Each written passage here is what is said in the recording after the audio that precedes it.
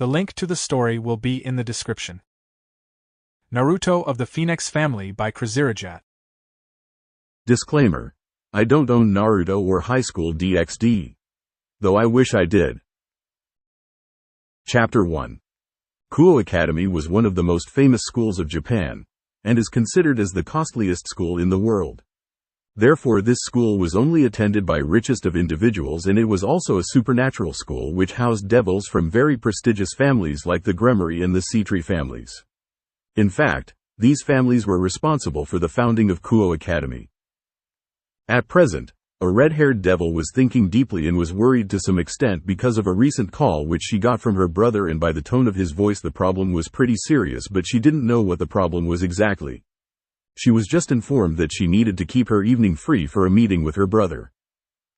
Akeno Himiyama was the queen of Rias Gremory, and she was her dear friend since childhood, and she had never seen her king with such a deep expression. She knew that Rias got a call from her brother, and she also knew that he was visiting later in the evening, but what she didn't understand was the reason for so much anxiety in the club. New members of the peerage like Issei and Asia were freaking out because of the forlorn expression on their king's face. "Is everything fine, bucko?" questioned Akeno, since now even she was worried for Ria's health. Other members of the peerage were listening closely to the conversation between their bucko and queen. Even Kaneko took a break from eating her sweets. "I am just worried about the meeting with my brother. It seems pretty serious and he didn't give me any details," replied Rias with the same worried expression. "I am sure it won't be that bad, right?" asked a clueless Issei. "I am not so sure, Issei. Buku's brother is the Lucifer of Underworld and the strongest among the 4 kings of Underworld. If he is asking for a meeting, it must be quite serious," answered Yuto Kiba, the knight of Rias peerage. After hearing this, both Issei and Asia gulped and were freaking out about the impending meeting with the Lucifer of Underworld. Issei was even more afraid because he didn't even know that Buku's brother was the king of Underworld, but he didn't dare to voice his concerns since the atmosphere was quite thick. Before anyone could ponder more on the subject, a bright light invaded the room of Occult Research Club and a symbol of Gremory family appeared on the floor. Rias knew immediately that her brother had arrived for the scheduled meeting, and just like that her brother and his queen, wife stood before her peerage. Issei seemed shocked to see a man who looked like a man version of Rias, which meant no large tits. So he was disappointed, but after looking at the other woman he was rejuvenated, since she had very large boobs and she was incredibly beautiful with her silver hair and silver eyes. She was wearing a French maid outfit and her hair was made in a twin braid style. "You are early, Ni-sama," said Rias. "So what is so important that you would visit the human world? It's unlike you." "Ah, Rias-tan, are you not happy to see your Oni-sama?" replied Sears X Lucifer childishly. Rias now sported massive tick marks on her head. Clearly she was annoyed by her brother's behavior, but before she could take any actions against her brother, Graphia had already started to pull her brother's cheeks. "Why can't you act according to your stature? Is it really that hard for you to act maturely?" chastised Graphia with a scolding tone. Issei and Asia were quite shocked to watch someone like the Crimson Satan acting so childishly and then getting scolded by his maid. They would have laughed if Bucko didn't have such a forlorn expression. After getting hit by Graphia, Serge finally decided to mention his concerns. "To tell the truth, even I don't know what the problem is, but the Phenex family asked us to meet immediately here in Kuo Academy. They seemed very concerned. We believe that it has something to do with your engagement, but only they can confirm our assumptions." After hearing this, Issei looked scandalized. For him it seemed as if his world came crashing down. Rias herself was barely controlling herself from lashing out at her brother. By gods, she hated her soon-to-be fiancé. He was the lowest of scum. She would rather die than marry someone like Riser Phenex. Akeno herself was quite angry with how things turned out with Bucko and Phenex family. Even Kiba and Kaneko seemed quite concerned for their king. "What? Bucko is engaged? When did this happen?" Before Issei could go on with his rant, another bright light invaded the halls of the Occult Research Club. This time the Phenex symbol appeared on the clubroom's floor. Kaneko whispered, "Phenex family." Every member of Rias peerage were on high alert after they recognized that it was the symbol of Phenex family of devils. They expected to be greeted by the notorious playboy of underworld aka Riser Phenex, but they were surprised to be welcomed by a man and a woman who seemed to be in their late 20s or early 30s. The male had blonde hair and dark blue eyes. He had a height of around 6 feet and had a decent build and donned a very noble aura. The female was around 5 feet 7 in and had a wavy blonde hair with 2 ponies which had a drill-like curled shape. The front of her hair has several bangs hanging over her forehead, with a V-shaped fringe hanging over the bridge of her nose. Akano and Rias easily recognized the individuals as the Lord and Lady Phenex of the Phenex group of devils. Lord Phenex was the clan head of the above-mentioned group of devils and was one of the most influential devil in the underworld. Rest of the members took some time to remember the newly arrived devils, whereas Issei and Asia had no clue whatsoever and were unable to recognize these distinguished individuals. Lord and Lady Phenex-sama, it's an honor to meet you here. I just wish that it could have been under better circumstances, Rias said with a noble and a monotonous voice. It's a pleasure to meet you, to Rias-san, and there is no such need of formalities between us, replied Lord Phenex with a little hearty voice. Same here, concluded Lady Phenex. Rias gave a small smile and asked, what's the matter, Phenex-sama? Why have you called for a meeting in Kuo Academy of all places? Now all the attention was diverted to the Phenex household members. Even Circes and Issei were listening carefully to what they had to say. Lord and Lady Phenex showed a very melancholy expression. None of the devils who were standing there missed their heartbroken feelings. Even Rias was now afraid of the situation, even though all the training she went through to always keep her calm in dire situations. Keeping calm was a necessary attribute to become a successful king and to win a lot of raiding games. After a minute of total silence, Lord Phenex finally lifted the thick atmosphere by sharing his concerns. Before I speak of my issue, I want a promise from all of the devils here that they won't speak of this issue with anyone else. I want a commitment from everyone here on their honor. We assure you that whatever you speak of will not leave these 4 walls, Lord Phenex-san, replied Circes with sincerity in his tone. All the members of Rias Peerage nodded their heads to show that they will keep their promise. After watching everybody take an oath, Lord Phenex continued with his concerns. What I want everybody to know here is that Riser Phenex is not my youngest son. With that he dropped the bomb. What? Circex screamed, and he was also donning an unnaturally serious face. Before Circex can continue with his rant, Graphia started to pull his cheeks rather painfully. Circex-san, keep your cool and let Phenex-sama finish his concerns. Circex started whining rather pitifully, whereas everybody from Rias Peerage sweat dropped because of the so-called Crimson Satan's behavior. Lord Phenex coughed a little to get everybody's attention back. As I was saying, Riser Phenex is not my youngest son. 13 years ago we adopted a little boy named Naruto.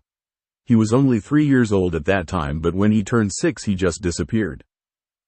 By this time Lady Phenex was openly sporting tears. Clearly she was worried for her son.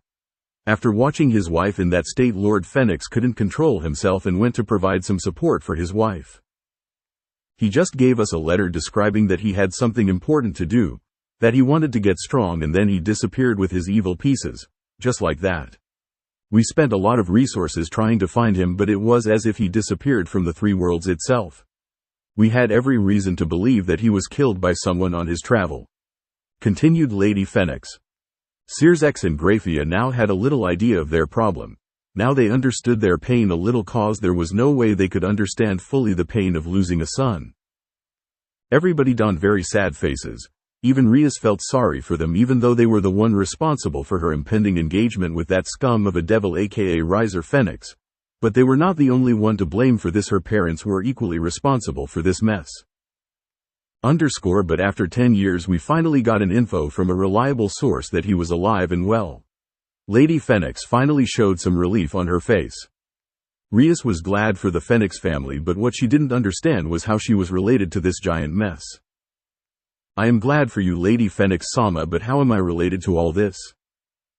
Before Lady Phenex could answer, Rias, Circes interjected her. I believe I can answer that, Lady Phenex-san. To put it simply, Rias, the contract between the Phenex and Gremory family clearly stated that you would be married to the youngest son of the Phenex household. But since Riser is no longer the youngest son in the Phenex household, you can't be married to him. Rias was stunned after hearing her brother say that. In fact, everyone in the peerage was stunned. Akano and Kaneko were glad that their best friend, Bucko, wouldn't have to marry a scum like Riser. The red-haired buxom devil was so happy that she was congratulating herself and was literally dancing in her mind. However, after some time the reality of the situation hit her hard. To tell the truth, nothing had changed for her. Now she was being married off to some other guy who she didn't even knew, and then there was also a possibility that he was even a greater scum than Riser. Although for now she was out of the harm's way, that is why she decided to not voice her concerns, at least for now. So let me guess, you want us to get him back from whatever hole your son is hiding, retorted Issei with a condescending tone. To put it simply, yes, said Lord Phenex. So do you have photograph of your son? Asked Graphia, maintaining her manners unlike someone. Yes, we do have one, but it's an old one when he was 6 years old. With that, Lady Phenex gave a small photo to Graphia. Everybody looked at that photo and they saw a healthy kid with spiky blonde hair. He had bright blue eyes. He was wearing a black shirt and white short and was giving a peace sign with his fingers.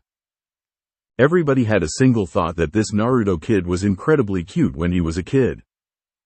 Finally, after Rias observed that photo for some time, she said with a smile, "Even though he is adopted, he looks like a phoenix." To this both the parents gave a genuine smile and gave a small nod. So where is he? Pressed Sirzex. He was getting impatient. He really wanted to meet this kid.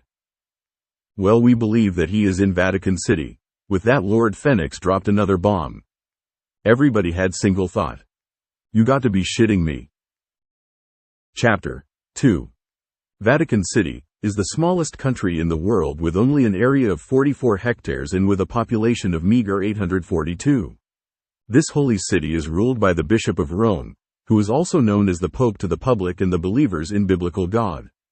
All this is common knowledge and anybody can find it on the internet, but what everybody doesn't know is that it is the main base for the holy or celestial beings, commonly known as angels. So it is right to say that any devil or fallen angel who steps in these holy grounds are as good as dead.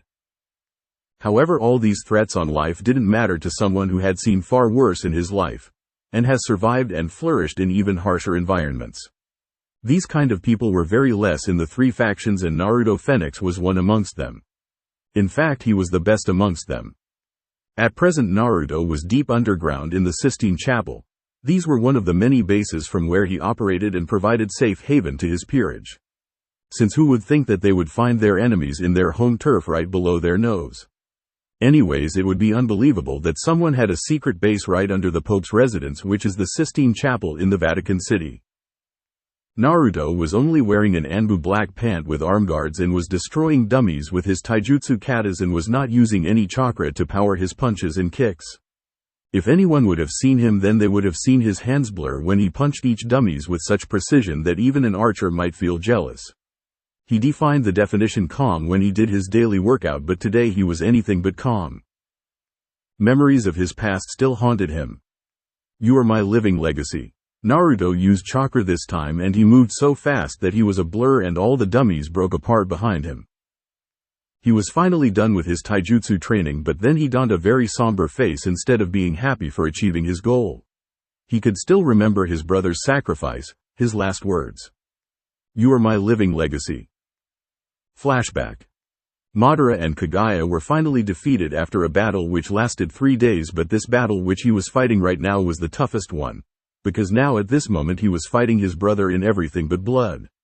He knew that it was their destiny to fight to death, since they were the descendants of Hagoromo's 2 sons, Indra and Ashura. They were supposed to fight each other to death just like Hashirama Senju and Uchiha Madara.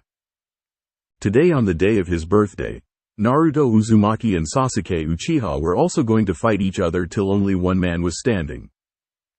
He wanted to change this destiny so much, but Naruto knew that this fight was unavoidable. He was no longer the same naive boy who thought that he could end the war all alone and that he would be able to change everybody's mind. Sasuke was now beyond any kind of help. He had captured all the 9 Bijus by using Chibaku Tensai, planetary devastation, and had enslaved them in massive moon-like rocks.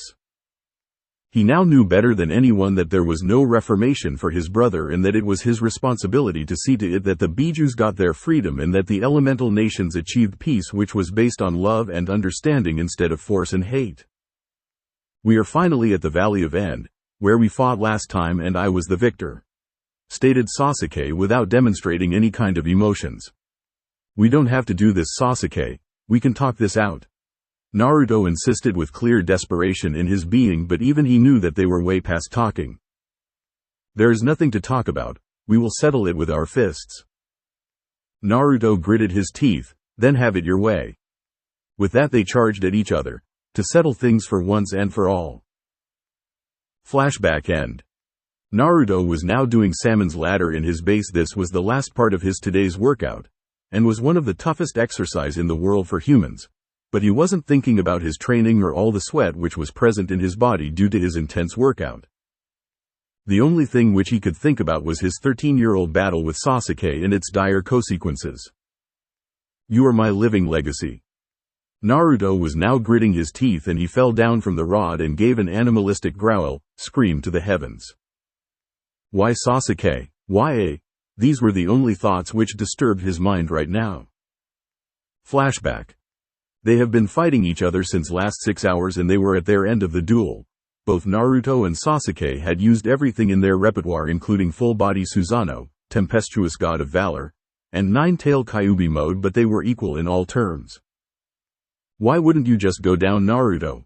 screamed Sasuke with desperation and anger visible as day in his voice. Sasuke was in a terrible state. His white shirt was completely damaged and he was punctured in his left shoulder by highly pressurized water from one of Naruto's jutsu, which he was sure that he got it as a gift from Naidame Hokage before he passed on from his Edo Tensei form, Impure World Resurrection. He also sported some chakra burns from his opponent's pure chakra-based attacks. "I can't go down, not after reaching this far. We are now so close to peace, I can see it." Naruto gave a grin with so much confidence that it could have moved mountains. Although even he wasn't faring any better, his orange jacket was ruined and he also had a puncture through his left shoulder from one of Sasuke's Chidori, 1000 birds, and also sported second-degree burns from Sasuke's various fire jutsus. "This is the end, Naruto," Sasuke bellowed with uncontrollable rage and started to concentrate on creating an Enten Kagutsuchi, Inferno style, flame control, in his hands. Naruto saw black fire coalescing around Sasuke's right hand and it was generating an incredible amount of heat. A bead of sweat rolled down his forehead. "Kurama, are you ready?" Naruto asked his lifelong friend. "Damn right I am, go for it, kid," Kurama retorted back with a massive grin. Naruto returned his enthusiasm by creating a Rasen Shuriken in his left hand and he made his attack bigger and deadlier by mixing it with Kurama's chakra. Sasuke. Naruto. They charged at each other with their massive attacks and the whole world was blinded by bright light when these two titans collided for their final and the last time. Naruto had been rendered unconscious because of the aftershocks of the last attack, but he woke up after some time and his entire being was aching. He felt like he himself was a massive bruise and at present there was nothing in this world which could increase his pain, but he was wrong about that. The second he saw Sasuke's condition, a gasp came out of his mouth. His entire right hand and some part of his internal organs were totally annihilated by his last jutsu. He was bleeding from his mouth and severed right limb uncontrollably. In other words, he was in a worse place than Naruto. Naruto barely had any strength to run towards him and help, so instead he decided to crawl toward his brother. After a minute of tiresome work he finally reached Sasuke. "Just hold on, Sasuke, Sakura will arrive any minute and she will heal you," Naruto wheezed out. After hearing that, Sasuke stared, chuckling. Ha. Ha. Ha. Ha ha ha. "Come on, Naruto, you and I both know.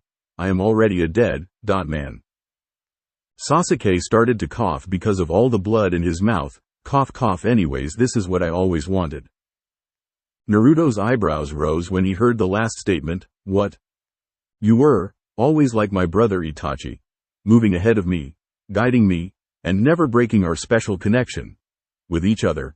All this time, Naruto, I envied your strength, your drive to do anything for your precious person, and even today was no different. Your strength surpassed mine. You protected me till the end. I should have been, the one guide. After all, I am older than you. But I will make necessary amends for you and our precious peace, which we achieved after spilling so much blood. Naruto was crying openly now, his tears spilled on Sasuke's face. He was holding pressure on the severed limb so that it didn't bleed out. Just stop talking, Sasuke, I beg you, Naruto desperately demanded from his passing brother. He didn't want him to die. Kurama was watching a live feed from his cage, but he didn't want to interrupt his goodbye speech even though he was an Uchiha. From now onwards, Naruto, Sasuke brought his left hand and poked on Naruto's head and said, "You are my living legacy." With that, Sasuke took his last breath. No, Naruto screamed about this injustice to heavens. The yin symbol of power was transferred from Sasuke to Naruto. Naruto could feel incredible amount of power within him. He could feel Sasuke's power in him. But before he could even mourn properly, the 9 satellites holding the tailed beasts started shining brightly and a large wave of chakra hit him like a tsunami and he started to change and his eyes started bleeding. Naruto was in so much pain that he was rendered unconscious. A space-time portal appeared behind Naruto and he fell into it. He was never seen again in the elemental nations. When Naruto finally woke up, he realized that he was in an entirely new dimension with no friends and with no strengths to protect his feeble 3-year-old body. Flashback end. After relieving his greatest nightmare, Naruto had some stray tears on his cheeks, but after 10 years of isolation, Naruto had finally understood why Sasuke chose to give him his powers in the end. You wanted to keep your younger brother safe, didn't you? Naruto voiced himself. He closed his eyes and whispered with a smile, "Thank you for everything, Sasuke." Then Naruto opened his eyes, but instead of having his original bright blue eyes, these eyes were crimson in color and had 3 tomos circling over a central pupil.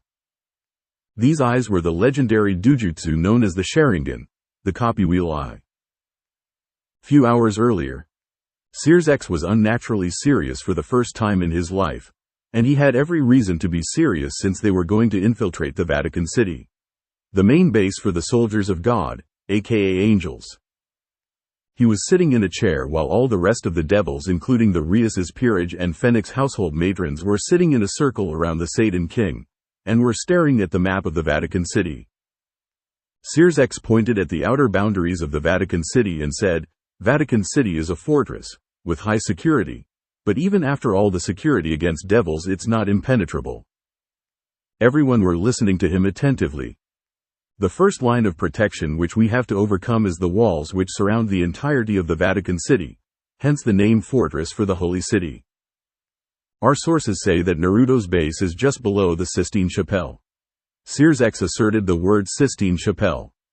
This time everybody who knew about the Sistine Chapel raised their eyebrows, which included Rias, Akeno and Asia Argento.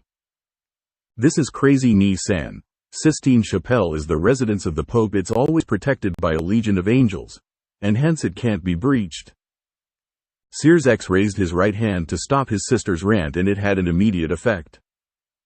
If it was any other day, then it would have been true, but the Vatican City is going under a process called Papal Conclave. Issei was getting frustrated by the minute. He hated this tense atmosphere and he didn't even understood anything which Rias's brother was spouting. "What is Papa Con? Cave?" Everybody's sweat dropped. "You really need some help," thought Rias, but then she decided to answer his question. Papal conclave is the process by which a new pope is selected, when the previous ones die or resigns from their position. Ooh, that's the only thing which Issei could say since general knowledge wasn't his forte. According to the rules, during this time the chapelle could only be attended by Christian cardinals, who are responsible for the selection of the new Bishop of Rome, aka the Pope. So we will be able to get through the second line of defense, but how are we going to get through the walls, which will surely be made out of condensed holy energy, and we will also be not able to use our demonic energy, since they will surely sense it. Akeno pointed the problems out with an inquisitive expression. Graphia gave a small smile and said, "That's very perspective of you. We have already made preparations to overcome that problem. We have borrowed a device from Majuka-san by which we will be able to hide your energy signature, and he also has a contact inside the Vatican City, who will help you to teleport inside the Vatican City without any problems. concluded Sirzex with a genuine smile. We can't let a big group of devils to infiltrate the holy city. The group should be highly talented and small at the same time. Lord Phenex addressed his concerns for the first time. Sirzex started to rub his chin and said, "You are right. That is why it will only be a group of 5, which will include my sister, Akeno-san, and the Securute, then my pawn Beowulf-san and Queen Graphia-san. I am glad that you are being generous enough to join your peerage in this mission. I am really thankful." Lord Phenex gave a genuine smile. Sirzex took out some bracelets and gave it to Rias, Akeno, Ice, and Graphia. "These bracelets will conceal your energy. Wear it right now." All of them followed his instructions immediately. "All of you should proceed to Vatican City immediately, since Papal Conclave has already started. Beowulf will join you later. Your mission is to retrieve Naruto Phenex alive by any means possible. This is my chance to get rid of Riser for once and for all," Rias thought with a determined face. All the members of the mission walked to Graphia and a teleportation circle arrived below their feet and they disappeared from the room of Occult Research Club. Below Sistine Chapel, Naruto was already done with his training. Now he was just sitting in the lotus position to meditate and control his vast amount of chakra and magic. His chakra was unlimited, but his magic still needed a lot of work. Even though he had very high reserves somewhere around low-level Satan King like Seraphal Leviathan, it would still take some time before he would reach the level of Sirzex Lucifer. In the past decade, his biggest achievement was in the field of chakra. After receiving the yin element from Sasuke, his chakra control was easily around the level of Hagoromo or even Kaguya herself. The biggest benefit of having both the yin and yang release were the easier access to bloodlines of elemental nations, and it also made mastering those elements faster. His peerage was also incredibly helpful for his training. Without them he wouldn't have achieved so much in just a span of 10 years. He was trying to understand magic, but he still needed some professional help in this field. He also needed to contact his peerage as soon as he was out of Vatican City. They had just completed their missions, and he also wanted to introduce his queen to the rest of his peerage, since she was new on the team. While he was still pondering about his new duties, he suddenly felt someone intruding his base. "My base has been infiltrated by some devils," Naruto mused, but then he gave a massive shit-eating grin. "This is getting rather fun, and I also wanted to try some new techniques." He knew that within minutes they would be here, so he wore his white long-sleeved shirt with the symbol of Phenex clan on his back. His shirt was open to show a large amount of his chiseled chest. He also wore a blue cloth over his black pant, which was then tied to blue rope-like belt, and put his sword of Kusanagi attached to his back using the very same rope. He also wore his black Anbu-style boots. In other words, he donned the exact same look of his brother, and he also wanted to look presentable when his guests came to greet him. Therefore there was not a way in hell he was wearing orange. "They are already here," thought Naruto. As soon as the thought came to his mind, the wall in front of his training room blasted and a man in his mid-20s with brown hair presented himself. He was little too bulky. Naruto knew that he was Beowulf from Lucifer's peerage. This is going to be a lot of fun. What can he say? He was really bored. A few minutes earlier, the group of devils had met with Beowulf, who was already there in Vatican. As soon as the introductions were done, they decided to head for Sistine Chapel. Things were going great until they entered the base of this mysterious boy known as Naruto Phenex. The base was a fucking maze. It was difficult to maintain a sense of direction. It was only because of Graphia's amazing sensing ability that they were able to maintain their course. It was absolutely necessary that they were out of this hellhole before an hour, because as soon as Papal Conclave was over, this chapel would be flooded by angels. "I found him. We have to be cautious because there is every possibility that he has already sensed us," Graphia mentioned with a stern tone, making the others in the group flinch. "He shouldn't be much trouble. He is the same age as Bucko-san. I am pretty sure that all of us can take us," Ice suggested with a grin. Graphia's eyes narrowed and she gave a scathing glare to Issei. "We know nothing about him. It's best to not underestimate him." "Understood. She is scary." Issei nodded his head as fast as he can. Rias and Akeno heard the conversation and couldn't help but feel pity for the poor guy, whereas Beowulf just snickered.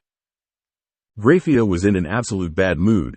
The reason was not Issei, but it was the runaway son of the Phenex family. She sensed his magical power and it was humongous. It possibly matched or surpassed hers. This is just not possible. He is just a boy, he shouldn't have such scary magical power. Grafia now donned a big frown. Beowulf saw Grafia frown and he thought, what is the big deal, Grafia? A phoenix shouldn't make you worry this much. He is right behind that wall. She pointed the wall to Beowulf. Beowulf gave a massive grin and charged his right hand with demonic energy and charged at the wall. Hole in the wall. The entire wall came crashing down. Rias, Akano and rest of the group followed the brown-haired man. Beowulf-san has insane strength and he is not even a rook. Issei whimpered after watching the crazy demonstration. As soon as Rias, Akano and Grafia saw the person standing in front of them, they sported a massive blush. After 10 years, Naruto had become incredibly handsome. His hair was messy and had 2 bangs of hair reaching his narrow jaw, but at the same time it suited him amazingly. His body was well muscled and looked as if it was made by marble, and also had well-defined 6-pack abs. He didn't even hide those sexy abs. His bright blue eyes watched everyone with such intensity that it made Rias, Akano and even Grafia to be conscious of their looks. By all that's holy, how can there exist such a specimen of a man? Were the common thoughts of Rias and Akano. I don't have the luxury for those kinds of thoughts, at least not now. With that she controlled her instincts and this clearly showed her experience as a fighter. Issei managed to watch the small moment between the women and seethed, he is one of those handsome boys, and started crying anime tears. Naruto stared at all the occupants in his training room and was not giving any kind of emotions. This in turn made everyone nervous. Then suddenly Naruto vanished from his position and hit Beowulf so hard that he went flying backwards. He is so fast. The thoughts of all the group members were the same. Grafia was the only one who reacted on time and sent a load of ice crystals at Naruto, but it was for naught. He again vanished at incredible speed and was just a blur to Grafia. Beowulf had just managed to recover from that strong hit, but before he could go to help Grafia, the monster of a phoenix appeared in front of him and he unsheathed his sword and stabbed him in the shoulder. Beowulf just gritted his teeth. I am numb. It must be a holy sword, Beowulf thought alarmingly. Naruto sheathed his sword in the scabbard and then looked towards other devils. Beowulf grabbed his wound and started panting. Grafia was giving a scathing glare to Naruto. Rias had already coated her hands with the power of destruction, and Akano started to chant a lightning spell, whereas Issei was scared as shit. This guy is crazy strong. Issei had a batshit scared face on his face. Before Rias and Akano could get their spell ready, Naruto appeared in between them and kicked in Akino's face, and then he took a turn in the air and jammed his knees in Rias's gut. Naruto unsheathed his sword to give a final blow, but he wasn't allowed that courtesy because of a giant ice spear which came at high velocity with every intention to pierce his heart. However, he caught the spear and destroyed the spear with his bare hand. Akano was unconscious in a corner, although Rias was conscious. She was bleeding from her mouth and was panting, recovering from the punishment. I am going to kill you for doing this to Bucko, Issei growled. Boosted gear. Issei finally activated his boosted gear. Naruto just raised his left eyebrow and then he gave a dark aura from his eyes. He is annoying, thought Naruto. Beowulf was still panting and was also paralyzed by the sword of Kusanagi. This kid is a monster in hand-to-hand combat, thought a worried Beowulf. This mission was a simple retrieval. Even though the target was to be retrieved from Vatican City, he never expected to get his ass kicked so soundly. He was powerless for the next precious few minutes.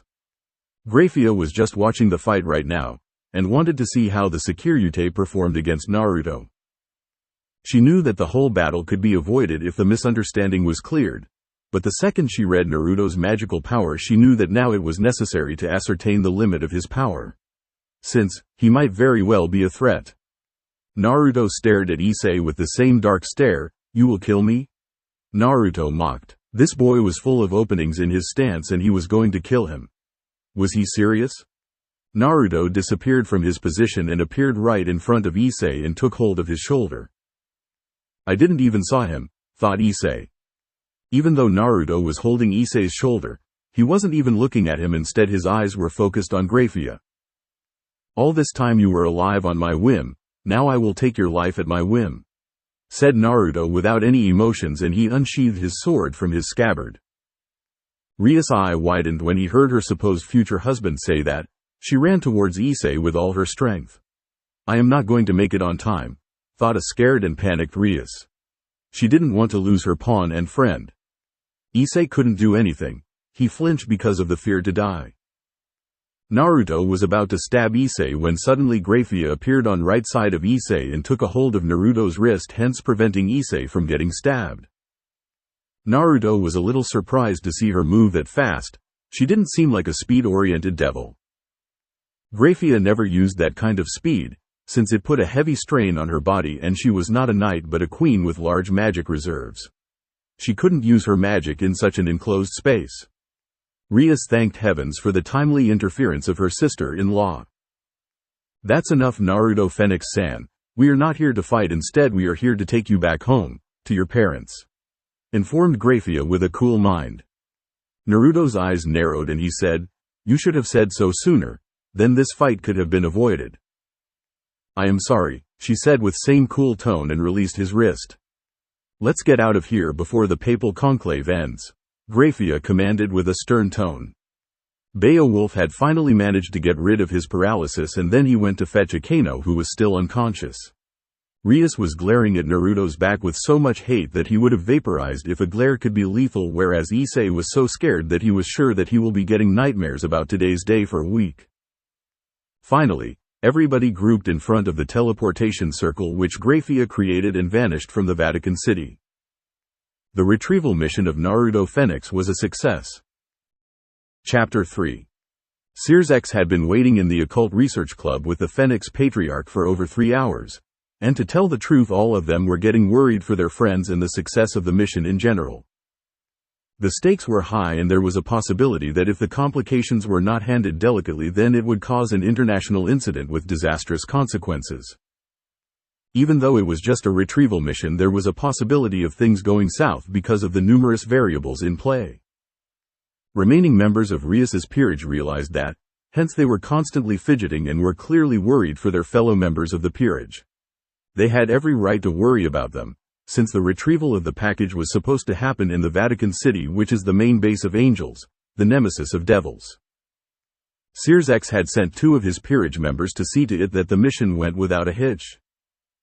It shouldn't be taking this long for Grafia for just a retrieval mission of a 16-year-old devil who is only adopted by the Phenex, mused a worried Crimson Satan Lucifer. At best he should be a high-class devil, and someone like Grafia and Beowulf can easily take care of someone of that caliber, if they prove to be a trouble. Crimson Satan mused further. Sears narrowed his eyes and gave a side glare to the unaware Lord Phenex. Maybe he is hiding something about his son. There must be something special about him, or else why adopt him? Lord and Lady Phenex were also getting incredibly worried about their son's health. Unlike their other children, Naruto had not received any kind formal training from their family, and he was holed up in a place which was very hostile for any devil. They also had so many questions for him, and they expected an answer. What kind of son just leaves one day without leaving any kind of good explanation? Definitely not a good one. They already had a disappointment for a son in Riser Phenex. He was way too arrogant and had every possible bad habit a juvenile can have. After a heart-wrenching gap of time, a bright light invaded the room of the Occult Research Club, and a teleportation circle of the Gremory family appeared on the floor to reveal the face of 5 members who were responsible for the retrieval of Naruto Phenex, who were accompanied by our very own blonde hero. Sears' worried expression instantly turned into a frown when he saw the state of his family, peerage members. In layman's term, everybody except Grafia looked like shit. What the fuck happened? Even the rest of the members of Rias's peerage were alarmed after watching the terrible condition of their king and queen, but before they could run towards them and help them, Sears stopped them with a glare. All of them got the message. It was not the time to let emotions control you. The second Lady Phenex saw Naruto. She ran towards him and gave him a tight slap on his right cheek and then hugged the life out of him. She was crying tears of happiness. Finally, after a decade, her son was returned back to her. For her, this was the happiest day. Nobody dared to interrupt them, not even Sears. Even he knew not to poke the mama bear. I missed you too, Ka-san, Naruto replied with a true smile. He was glad to be home. You have grown a lot. When I first met you, you were like only 2.5 feet, but now you are easily around 6 feet in height. Lady Phenex said with pride. I guess thanks for the compliment, Naruto said with a sweat drop. Rias watched this scene and even she felt little sad for Lady Phenex, and she also got to see Naruto in a new light. At present he didn't seem like a guy who almost killed everyone on her peerage just a few minutes ago. It was like he was able to turn his emotions on and off like a switch. That thought scared her even more. He was acting like a killing machine back in Vatican City when he was beating the crap out of them. Now he was a loving son. Rias gritted her teeth when she remembered her shameful defeat at the hands of Naruto. He took her down with a single hit and then proceeded to take down the rest of her peerage within seconds right in front of her eyes. She started to clench her fist so hard that it turned white. I was unable to do anything against him. Issei was also lost to melancholy and his own powerlessness, whereas Akeno was still unconscious. Lord Phenex gave a nod to Naruto, which meant, welcome back. Naruto returned the nod back and went to his father to have a little chat with him. After few minutes of small talk between father and son, Sirsex donned a smile to cover his own restlessness and interrupted them and said, Naruto-kun, would you mind to go to another room with Rias's peerage? I would like to have some talk with your parents here. Sirsex made it sound like a request, but in fact it was an order. He also said it loud enough for everyone to hear it. Rias and her peerage had already started moving into other room. Naruto always got annoyed when someone gave him any orders. He wasn't the type to follow orders, but he didn't want to cause any more troubles. He was already in deep shit with the beating he gave to his retrieval team. That is why he complied. After 2 minutes there were only the Phenex patriarchs. Sirsex and his peerage were also present in the occult research club room. What do you want to talk about, Sirsex-san? I still have to ask so many things from my son, retorted Lord Phenex, who clearly didn't want to have this conversation. Sirsex asked with a strict tone, why did you adopt Naruto-kun, Phenex-san? Adoption rarely ever happens in a family as powerful as yours. In fact, it is frowned upon.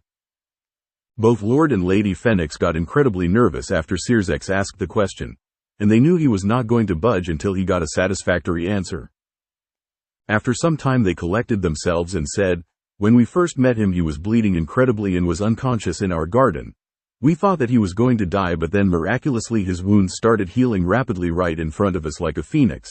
And he also looked so much like a phoenix that we couldn't ignore it. Lord Phenex concluded with a sigh. After he woke up we questioned him about his wounds, but he never told us anything. The boy was too traumatized to say anything about the unfortunate incident, added Lord Phenex. Then we adopted him into our family, and we were also in great need of a strong son. For us it was like heavens were being merciful. We have lots of hope for him, said Lady Phenex with a calm tone, but everyone could see the fire in her eyes. Clearly, your son is strong. He managed to harm so many of our people, including my king's pawn and sister. Grafia replied with a chilly tone. That is not possible. He received no kind of formal education or training from our family.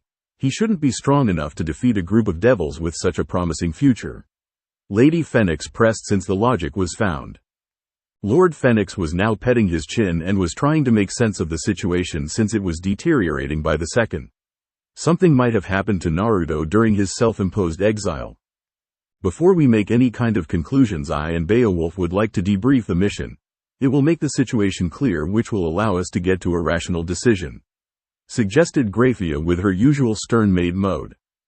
Grafia and Beowulf started to explain things which occurred in their last mission. Phenex matron and Sirsex first listened out in curiosity, and then their eyebrows shot up because of astonishment on the young Phenex's accomplishment. You got to be kidding me. Grafia, do you mean to say that he was able to defeat an entire group of devils by himself? Sirsex asked with his jaw hanging on the ground. All facts pointed that he shouldn't be this powerful. This raised even more questions. Sirsex thought that some angels might have interfered for this much damage to happen, but clearly that was not the case. Even Lord and Lady Phenex were left speechless. They only had one thought. What have you been doing for the last 10 years, Naruto-kun? He was able to take us down systematically by using only his physical prowess and his holy sword. I believe he was using the legendary Kusanagi. That in itself raises a lot of alarms. Beowulf said with a grave and shameful tone, since he was again reminded of his quick defeat against that monster of a Phenex. Circex was thinking of various scenarios to take care of the situation, and he was drawing a blank, but one thing was clear: this kid should be put under surveillance no matter what. He is so much of a threat, we know nothing about him. After the biblical god's death, some devils showed some affinity to light magic, but to able to wield something like kusanagi was entirely new thing. You could have easily avoided the problem by just asking him to come back with you to home. Why didn't you do that, Graphia? Asked Circex to satiate his growing curiosity, because she didn't act like a good leader, which was unlike her. He would often make bad decisions, but Graphia never made an uneducated move.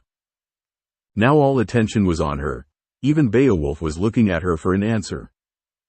Graphia gave a sigh. It was because of his magical power, she stated. What about his magical power? Questioned Lord Phenex. It was humongous, maybe even greater than mine, which easily puts him in the low Satan level. So the second I sensed such massive reserves, the mission was no longer just a retrieval, but this mission gained another objective, which was to gather intelligence on our target. Explained Graphia to the best of her ability. Now all of them were dumbfounded after hearing Graphia say that. To hear someone so young have such reserves for magic. It was unreal. Both of the parents were incredibly proud, and at the same time their son's unreal progress raised alarms on their conscience and mind. Since power came with a price tag. I also have reasons to believe that what he showed us in Vatican City barely scraped the true depth of his power, since he didn't use any kind of magic against us, and even then, if not for me, none of us would have come back alive. Added Graphia with a grave tone. He is the strongest Phenex in the recent history of Phenex family. He is stronger than Phenex San's oldest son, Ruval Phenex. One thing which I am absolutely sure of: his immense physical capabilities, which he demonstrated in our fight. To tell the truth, it was more of a massacre than a fight, said Beowulf with a shame clearly visible in his voice. We also don't have any idea of the identity of his peerage members, added Beowulf, since he was pretty sure this Naruto kid's companions were anything but powerful. Circex and Graphia were now thinking of all the changes the Phenex youngest son would bring, and they didn't like it. Naruto was a variable of which they had no idea whatsoever. Everything about him was shrouded in a veil of mystery, and whatever they were able to procure about him were made on half-reliable facts. This made them uneasy. The parents of Naruto were glad for his achievements in last decade. At present they didn't care about anything, since after a long time their son was home. That's all mattered. They didn't want to think too much and ruin the joyous mood. Nevertheless, their mood was ruined by Circex and his queen's next statement. Your firstborn son is soon going to be promoted to the ultimate class devil, and then suddenly you claim to have a younger son who appears donning the colors of Phenex proudly on his back, said Circex with a suspicious undertone. Who is at present considered as strong as a low-level Satan. No matter how you see it, Phenex clan will be receiving a lot of attention in the future, finished Graphia for her king with the same undertone. After hearing that, Lord Phenex gritted his teeth and fire started coming out from the entirety of his being, and he snarled, Are you accusing us for his disappearance? Do you think I would do that to my own son? Banish him and tell him not to return until he is strong enough. Even Lady Phenex's eyes were now as cold as ice. How dare he insinuate something like that? Circex brought both of his hands in upright position to show that he surrendered and didn't mean any disrespect by bringing his thoughts into open. I mean no such thing, Phenex-san. But you have to agree that Phenex-san, your son's timing appears suspicious, and other families might feel threatened by it. They might take actions which might be unsavory. After hearing Circex say that, he calmed down, but the atmosphere was still tense in the occult research club. Circex really didn't mean any harm, but he had to be sure about some things, since this man was going to marry his baby sister, and as far as first impressions go, Naruto really didn't get any points for that from Rias. At present, Rias might hate Naruto more than Riser for nearly killing her pawn. Naruto didn't just try to kill Issei, but he went further and humiliated him. Rias considered her peerage a part of her family, and to nearly lose Issei to her so-called future husband might have really shook her core. What a mess has this turned out to be, thought Circex. Maybe we can talk to the man himself later. This will clear most of the misconceptions, suggested Lord Phenex. He really wanted to be just done with this mess. Circex nodded his head, clearly taking a liking to the idea. Talking might clear things in this situation. Meanwhile, in the other room of the club, Naruto followed the rest of the Rias peerage to the room next to a cult research club. All of the peerage members were looking at him with suspicion. Even a small blonde girl was glaring at him, but it looked more cute than intimidating. The blonde girl started healing everybody with her sacred gear Twilight Healing. She started healing with Akano, who was unconscious and according to Naruto was on the verge of waking up because of the moans she was making. Her sacred gear is interesting, though Naruto for a moment. Rias was trying her best to ignore Naruto, since she didn't know how she felt about him. With his parents he acted like a decent being, but when he was fighting he didn't show any kind of emotion. It was as if nothing mattered. She didn't want to admit it, but she was scared of him. He wasn't normal even by their standards. Naruto knew that he had to clear some things with Rias or else they will get worse with time. In other words, he decided to apologize for kicking their ass back in Vatican City. Rias-san, can we talk for a minute? I need to resolve some matters with you and your peerage for that matter. Asked Naruto with a kind smile. He didn't want to intimidate her. It will bring no benefits whatsoever. Rias turned around and stared at Naruto right into his eyes and said with a chilly tone, I am listening. Akano had already woken up after getting healed by Asia, and now Issei was also watching the proceedings with great interest. I don't want to delay this, but I am sorry for hurting you and your peerage back in my base. I thought you were an enemy and I did what I had to do to defend myself. Naruto said sincerely. Rias gritted her teeth and said, you could have easily subdued us, but you came with the intent to kill. If not for Graphia, all of us would have died because of you. Issei also agreed with Bucko with this one. He could have easily subdued us. Bucko is right. Someone like you could have easily subdued us. Why come up with the intent to kill? She and her peerage are incredibly annoying. My patience is running thin. Thought Naruto with barely restraining anger, but he decided to endure. He was no longer the boy who made decisions based on his emotions. He was taught better by his teachers. First of all, if I came at you with the intent to kill, none of you would have been alive except Graphia. She is strong but not strong enough to protect you and fight me at the same time. Naruto said with a calm tone. Issei also got angry on the last statement, but not because of Naruto. It was him and his own powerlessness to do anything against him. He clenched his fists so hard that his hands turned white. He still remembered how Naruto destroyed him. It was like he was playing around. Even though he wasn't going to make his apologizing any easy. You did try to kill me with your sword, mentioned Issei with an accusing tone. Now everybody were looking at Naruto for an answer. I didn't try to kill you, Sakiryute. I was just going to maim you. At best you would have lost a limb or two, then I would have tortured you for some answers. Replied Naruto with a sheepish expression. Everybody had a sweat dropped, thinking that killing would have been better than torture. Issei's face paled after hearing what Naruto was going to do to him. He is crazy. Rias wanted to give a piece of her mind, but before she could say anything Naruto said, I even gave you enough time to explain yourselves before our little altercation. If you would have explained yourselves, then nothing of this sort would have happened. Why didn't you do that, Rias-san? Rias blushed like a tomato and remembered what she was doing at that time. She was checking him out. Rias spluttered a lot of times trying to give a reason but ended up embarrassing herself. I am the one at fault here, thought an embarrassed Rias. Era Bucko, he is right. Anyways, none of us were harmed. There are just some bruises. Said Akano with her usual playful tone. He was going to torture Issei. He really must know some techniques. I hope he will teach me. Naruto saw a blushing Akano and said with a honey-like voice, thank you for being so understanding. I really appreciate it. Akano blushed even harder. Rias had a massive tick mark above her head. Naruto was ignoring her, but then he turned around. Look, it doesn't have to be like this. I know we started on a wrong foot, but give me another chance. Let me make it up to you, Rias-san, Naruto said with the same sincere tone. Rias blushed a cherry red and she spluttered again, but she managed to say measly, okay. Issei was crying anime tears in the background because Naruto managed to solve a tough situation just by using sweet words. He is just like Kiba, in that regards. Bastard. Where are the changing rooms? I would like to change into something which will not draw so much attention. Asked Naruto. Changing rooms are right around the corner. said Rias while at the same time pointing to the direction to the changing room. Naruto gave a nod and vanished to the changing rooms in Occult Research Club. After some time, Sears and the Phenex matrons entered the room of the younger devils, followed by the members of the Sears peerage, which included Graphia and Beowulf.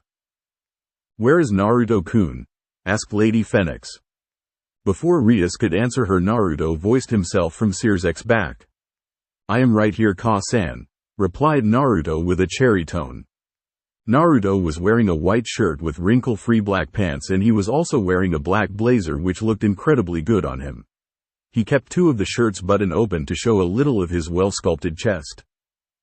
Rias and Akeno immediately blushed after watching him in such a formal attire.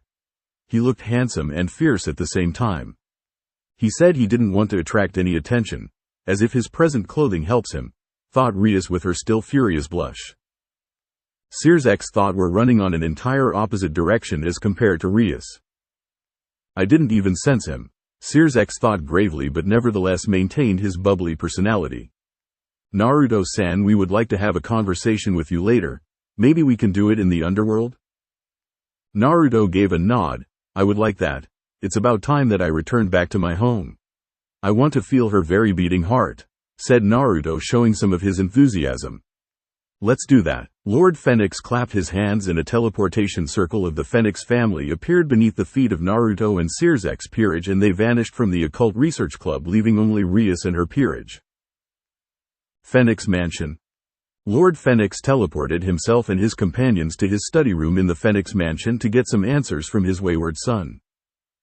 Lord Phenex's study was very extravagant, with a teak desk and a small minibar in the corner of the room filled with the most exotic scotches in the underworld. The study room was archaic in nature and had big windows which had brilliant view of thick trees and nature in general. There was also a dartboard attached to the front wall of the desk, and some darts were attached to it. Naruto made his way to minibar and poured himself half a glass of raw whiskey with only ice and started taking some sips from it and started playing with a dart which was there in the minibar. "So let's get to the point and tell me what you want to know, but keep in mind that I won't be answering all of your questions." Naruto's cheery tone instantly changing into a cold and stern one. Everyone was a little surprised to see sudden change in his behavior, but nevertheless asked their questions, starting with Lady Phenex. "Where were you all these years?" Lady Phenex asked with a concerned tone. Naruto gave a small smile. His mother always knew how to make him calm. "I was in a lot of places. Budapest, Prague, Vatican City, Olympus, the list goes on." Everybody's eyes widened when Naruto mentioned the last place. Olympus is a place where the Greek gods resided. Nobody was allowed to just enter there on a whim. "What were you doing in Olympus, Naruto-kun?" Lady Phenex asked again before anyone else could. Everyone could clearly see that she was worried. "I was on a mission for Lord Zeus. Can't give the details, they are classified," said Naruto with a stern tone before Sears could question him further. "Why did you leave us in the first place, Naruto-kun? We were heartbroken. We had every reason to believe that you were already dead." This time it was Lord Phenex who demanded answer with a sad face. Clearly his old age was catching up to him. "I am sorry for doing that. I would like to give a decent reason, but the truth is I wanted to become strong, but at the same time I also wanted to visit different places and learn new things," replied Naruto, and he was clearly serious. This time Lord Phenex showed some anger. "We could have easily provided with all kinds of training you needed to make yourself stronger." Naruto raised his right hand, stopped his father before he could speak any further. "No, you could have never made me as powerful as I am today, even you know that. My strength is a strength which is achieved by being in numerous life and death situation. No kind of training can give me that. In last 10 years I had a goal." "What was it?" asked Sears, barely concealing his curiosity about the enigma this Naruto Phenex is. "To survive and flourish. To do this I had to become someone else. I had to become something else," finished Naruto with a calm tone. "The only reason I survived this endeavor was because of you too." Naruto points at his parents. "You both gave me the strength, because I knew that you both loved me, and no matter how much of a trouble I am in, I always had a place to return back to. My home." By this point even Naruto had some stray tears rolling down his cheek. Lady Phenex ran to her son and gave him a huge hug. Lord Phenex also followed his wife and also gave him a hug. "You're home now," said the parents of Naruto together. "What a brave boy. Doing something like this takes strength. No wonder he is so powerful in such young age." These were the similar thoughts which were running in both Sirzex and his queen. Chapter 4. In the room of a cult research club, two individuals were having a fierce match of chess, trying to outclass each other. Well, at least one of them was trying to put a fierce match. Sona frowned after watching her childhood friend not paying enough attention to the game. Clearly, she is bothered by something, thought Sona with a frown marring her face. Sona was a young bespectacled woman in her late teens with a slim figure, black hair styled in a short bob cut and deep violet eyes which seemed to penetrate a person's being. She was also the third most popular girl in the Kuo Academy after Rias and Akeno Himejima. Sona was popular for being the president of the student council in Kuo Academy, but in Underworld she was known as the heiress to the Seatree family, who were one of the most powerful family in the Underworld. They had the designation of prince in the Underworld. "Checkmate," declared Sona, but without her usual enthusiasm for defeating her childhood friend.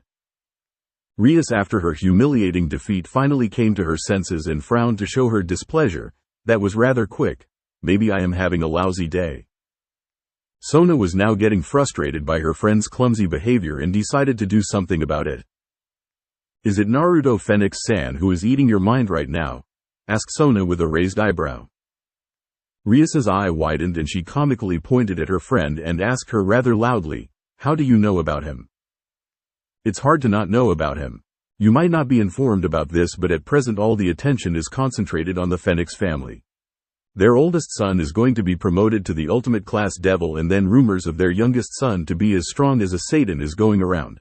And finally I heard from my sister about your impending engagement with Naruto-san. Do you want to talk about it?"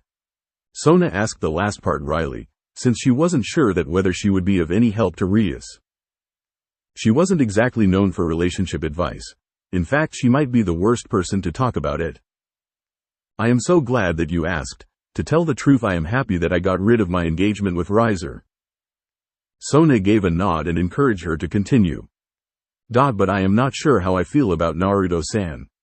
You should have seen him, Sona. When I first met him we got into an altercation. And then he proceeded to take down my brother's pawn and took down the entirety of my peerage within seconds, like we didn't even matter," said Rias with a worried expression. It was hard for her to forget those eyes when Naruto attacked them. They had no emotions in them whatsoever. They were chips of ice, so cold that they would freeze the underworld in a moment's notice. Sona raised an eyebrow when she heard her friend talk about Naruto Phenex. She didn't know that Rias was responsible for the retrieval of Naruto Phenex. "So, he is really that strong despite being the same age as us?" "I didn't quite believe my sister when she said that," Sona thought with a frown. Rias decided to continue from where she left off. "Then when he met his parents, he was so soft and caring. I could see it in his eyes that he really loved them and he wanted to protect them no matter what happened. In the end I am still not sure whether I want to spend the rest of my life with him. Everything about him is a mystery." Sona closed her eyes and started contemplating about the situation to help her friend and rival. "I also have a meeting to attend today with the Phenex family. They want to renegotiate the terms of marriage with the Gremory family. Personally, I would rather not get married until I get to know the other participant better," concluded Rias with a sigh. After looking into the situation, Sona gave a smirk to Rias. "Last time when your marriage with Riser was announced, you were downright enraged, but this time you are too calm. Do you have some sort of crush on Naruto-san?" Rias' face turned cheery red after her friend's accusation. She spluttered for a few seconds but was not able to say anything. Sona just gave a small mirthful chuckle for her friend's misfortune, whereas Rias just glared at her childhood friend. Before the fight between them could escalate any further, Akeno made her presence known. She arrived using a teleportation circle. "Bucko, the preparations are done. We can move out to the Phenex mansion for the meeting. It would be better if we move out as soon as we can," Akeno said with a serious voice. Rias gave a stiff nod, which meant that she agreed with Akeno. Sona just gave an understanding sigh. "All the best, Rias. I hope that the meeting is fortunate for you." Rias just nodded back and disappeared with her queen from the occult research club using a teleportation circle. Somewhere in London? In an underground tavern in London, a bar fight was going on between two individuals who were fighting topless. One of them was a bald man with buffed muscles and he had a huge figure somewhere around 6 feet 7 inches. And another man had blonde hair with well-defined chest and abs, but he didn't look as intimidating as the earlier mentioned person. In fact, he was rather lean and good-looking but didn't seem like a guy who could take a beating. Yet here he was letting the other man hit him like crazy while the blonde guy was just chuckling as if he didn't even felt the punches. He was none other than our favorite hero Naruto, who had tendency to piss other people off, namely the people who had bet on him losing. Rip his balls off. Kill that bastard. Eat a giant dick, you blonde bastard. Naruto was just smiling and was taking the beating, but then his eyes went towards a beautiful woman who was sitting in the bar while drinking a glass of wine while holding his shirt and blazer. The woman had beautiful green eyes and red hair which were tied into a pony using a maroon ribbon in a bow shape. She was wearing a Victorian-style dress which generally royal women wear for high-end parties. It did nothing to hide her figure. Naruto's eyes started to wander towards her assets, which were neither too big nor too small. They were just perfect. She looked absolutely gorgeous and gentle, but she had no place in a rundown tavern. Heck, no woman should be present in a place like this, and above all Naruto knew the woman. This made it harder for him to concentrate. That momentary distraction cost Naruto and he received a massive right hook from the bald Hulk to his face. However, Naruto managed to maintain his balance and didn't fall into the dirt, embarrassing himself. He is going down, Naruto thought, and gave a heated glare to his opponent. The woman made a gasp and stood up, but before she could do anything, Naruto gave a hard slap to the opponent's ears using both of his hands, and then his arms blurred and gave 2 punches to the Hulk right in his ribs, and then he proceeded to give a massive left hook to the unfortunate soul's jaw, which broke the second Naruto's fist made contact. Naruto wasn't done with his assault yet. Then he made a backflip and kicked him right at his cranium, effectively shutting the enemy down. Everybody's jaw was hanging on the ground. All of the hits from the blonde man happened in a fraction of seconds. The very man who was getting his ass kicked just moments ago. Naruto made his way to the woman who was holding his shirt and blazer. Nobody dared to block his way. In fact, many of them were giving him the loathing respect which he deserved. Naruto came close to the woman with very little steps, and before the lady knew, he was right in front of her, his face so close to her that a little push and their lips would collide. The lady sported a small blush, but it was hard to determine whether the blush was because of the wine or was it because a topless Naruto was so close to her. Naruto just gave a blank expression, and then he snatched his shirt and blazer and started wearing them one by one, so that he looked decent. Naruto, after wearing his clothing, gave a smile and said, "Why are you here, Akasha? You shouldn't be here in a place like this. It's dangerous, you know?" Akasha gave a scathing glare to Naruto. "I am a Shinso vampire. I am pretty sure I can handle myself, and don't you dare to change the subject, Naruto. I was forced to come here after you cut any kind of contact between me, your own queen. I am supposed to be with you at all times." The now identified woman said the last part in a whisper. "You didn't even introduce the other members of your peerage to me," Akasha concluded out loud. Naruto just gave a sigh. He knew that the moment he made Akasha his queen, she was going to be left out of a lot of things, since she wasn't like the other members of his peerage. All the other members were his previous comrades who he had fought together within the Fourth Great Shinobi War. Naruto enveloped Akasha in a hug and pulled her close. "I'm sorry for everything, Akasha, for not contacting you and leaving you. That wasn't right. You must have been worried. You are my queen. You are supposed to know everything about me. Don't you worry, Akasha, I will make this right." Naruto lied using honey-like words.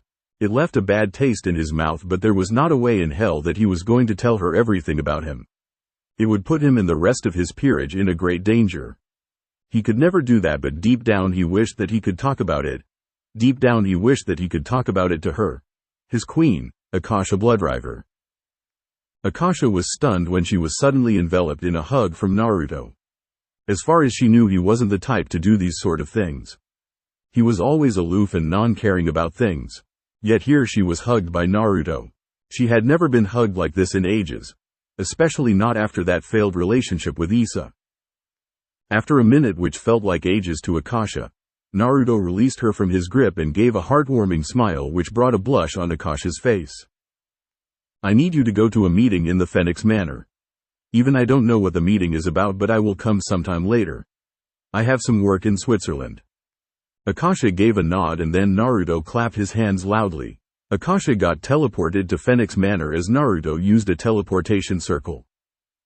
Naruto used a spell that made other people lose their memories, since he didn't want other people to know more about devils, especially seedy people of this tavern, and then he disappeared in a yellow flash to Switzerland. Phenex Manor. Circex and his wife Graphia, Lord and Lady Gremory, Rias and the rest of her peerage were sitting comfortably in the sofas of the living room in the Phenex Manor with Lord and Lady Phenex. Both of your sons are late, Phenex-san. Do they plan to make an appearance today? Asked Lord Gremory in a joking manner, but deep down he was serious. He got the information that Phenex family had an even younger son than Riser from Circex. This information changed the marriage circumstances.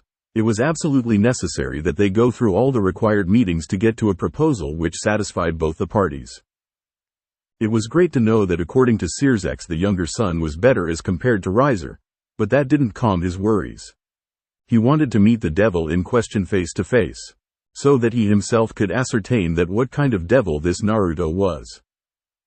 Rias and her peerage were stoic and didn't reveal any kind of emotions, but deep inside they were in turmoil. Rias didn't know how the meeting was going to proceed, and that worried her a lot. Issei didn't want Bucko to get married for obvious reasons like love and lust. Akano and rest of the peerage were worried for their Bucko friend, since it was a very important meeting which would decide their king's fate. Soon a bright light invaded the Phenex living room and two devils made their presence known. They were none other than Riser Phenex and his queen Eubeluna. Mother, you called me, what's up? Riser asked a little disrespectfully, but then his eyes went towards Rias and he gave grin. Rias-chan, are you here to meet your future husband? I never pegged you as the type to initiate these sort of things, said Riser with a lecherous expression. Eubeluna eyed Rias and then gave a smirk. Rias gave an aura of disgust and growled, I am not here to marry you. Riser started to glow orange and hot fire started to surround his very being like a blanket. It seemed like he would attack any moment, but before he could make any type of moment, Lord Phenex snarled and was clearly agitated. Riser, stop embarrassing yourself more than you already have, or else I will take necessary actions. Lord Phenex aired his threat and it had an immediate effect on Riser. He shut his mouth and gave a small tch, showing his displeasure. Circex immediately made a small talk to lighten the mood. Ma, Phenex OG-san, please control yourselves. These young devils are always hot-blooded. Lord and Lady Gremory gave a nervous chuckle to show their discomfort, but deep down they were glad that this man wasn't going to marry their daughter. They already had a plan to annul this contract, but by some intervention they would not have to take any actions to see to it that the contract gets broken. This man is not good for Bucko, Issei thought with disgust and had every intention to blast the yakitori. He completely ignored the fact that he himself is quite similar to Riser. Akano and Kaneko had similar thoughts like Issei. Kaneko was even gave a scathing glare to Riser to show her displeasure with perverts. Before the tension could rise any further, a teleportation circle from the Phenex family appeared. So Naruto is finally here, Rias thought eagerly, but she was surprised to see that it wasn't Naruto but instead it was a beautiful woman. A very beautiful woman. Now everybody's attention was on Akasha. The second Circex and Graphia's eyes went towards the redhead. Their eyes widened because they knew the said woman too well. She was popularly known as the Queen of the Damned because whoever fought with her was always damned to hell. One should never judge a person on their pretty face. Both Circex and Graphia learned that from Akasha. Since Akasha, despite portraying the epitome of gentleness, was an incredibly dangerous individual. She was a Shino vampire. That title itself put her on top of the most influential persons list. What the hell is she doing here? Thought Graphia and Circex with a frantic expression, but they didn't show any emotions outside. Riser and Issei started eyeing the woman with their trademark lecherous expression but didn't make any moves to hit on the woman. Lord and Lady Phenex also raised an eyebrow after witnessing Akasha Bloodriver have a stroll on their manor. Their guts was telling them that Naruto was responsible for this. What a pleasure, I never expected to meet the Crimson Satan and his queen outside of the battlefield," Akasha said in a teasing tone. Last time when Akasha and Graphia met it didn't end well for the Ultimate Queen. Graphia just gave a snort and asked, "Why are you here, Akasha? What business could you possibly have in the underworld?" Akasha just gave a pleasant smile which did nothing to uplift the nervousness in the Phenex manner. "I am just here in behalf of my king Naruto Phenex-sama. He will be a little late since he had other commitments to attend to." With that, Akasha dropped the bomb on the already tense situation. Graphia's eyes widened to epic proportions. Clearly, even after all of her mental capacity, she couldn't believe that Akasha Bloodriver would ever follow a devil. She's a Shino vampire. Her pride should never allow her to claim fealty. Especially to someone like Naruto. Was I too quick to deem Naruto as no threat? Sirzex thought with a frown. "You are that bastard's queen," Riser snarled out. The second Akasha heard Riser bad-mouthing about Naruto, the pressure in the room increased to astronomical levels. Cracks started to appear in the Phenex mansion. Rias and her peerage were on their knees barely breathing. Asia was already unconscious because of the incredible pressure of pure magic in the room. Riser Queen's Eubeluna was already panting like her life depended on it. Sirzex, Graphia and the rest of the elder devils had a small bead of sweat running through their forehead. Rias didn't know what to do. For all her training, she didn't have a clue how to handle such kind of pressure. Akano was also in the same boat with Rias. Kiba and Kaneko were scared out of their mind. They had never fought an opponent like her, and Akasha wasn't even looking at them. Now, they felt pity for Riser, who was having the whole brunt of her killing intent. What is this feeling of death? Issei thought frantically. He was scared out of his mind. Riser's eyes started watering and he nearly pissed his pants, but then he controlled himself. He didn't want to embarrass himself in front of his brother's queen. He just gave a defiant glare. Akasha just gave a cruel smirk totally opposite of her personated gentle personality. "You are just an ant compared to Naruto. Don't ever try to defy him, he will kill you without a single thought." Riser gritted his teeth. He wanted to go on a rampage, but he was more than intimidated by this woman. He was afraid. The pressure which dominated the Phenex manor lifted after Akasha was done giving her punishment to Riser. Lord and Lady Phenex just sighed and shook their head for Riser's stupidity. "Well, now a small issue has been taken care of, let's continue with the meeting," Akasha encouraged with a sweet smile, though this time she wasn't fooling anyone. Rias and her peerage just gave a nervous chuckle to diffuse the situation. Rias was intimidated by Akasha. Akasha was strong and incredibly beautiful woman, much more so than her. It seemed like Naruto had a very high standard for his female companions. Rias was afraid that he would reject the marriage contract. She could not let that happen. Lord Gremory cleared his throat with a cough. "Akasha-san, we are here to discuss the marriage between the next Gremory heir and the youngest son of Phenex family, Naruto Phenex-san." Riser had an enraged look on his face and he screamed out, "What?" Before Riser could make the situation worse, Lord Phenex gave him a glare which promised a lot of pain if he didn't shut his mouth. Riser gritted his teeth and clenched his fists until it turned white because of the lack of blood. Akasha eyed Rias for a minute, then gave a dark glare. "I am incredibly sorry, but we can't accept this marriage proposal. I see no need for my king to be married at such young age." Akasha stressed on the word "my," which didn't go unnoticed by Rias. Rias frowned and returned the glare to Akasha with equal force. Who the hell was she to decide Naruto's preference? She wasn't going to let the marriage contract be annulled without a fight. Even if the opponent was Akasha Bloodriver. If she didn't get to marry Naruto, then she would be forced to marry the dirtbag Riser.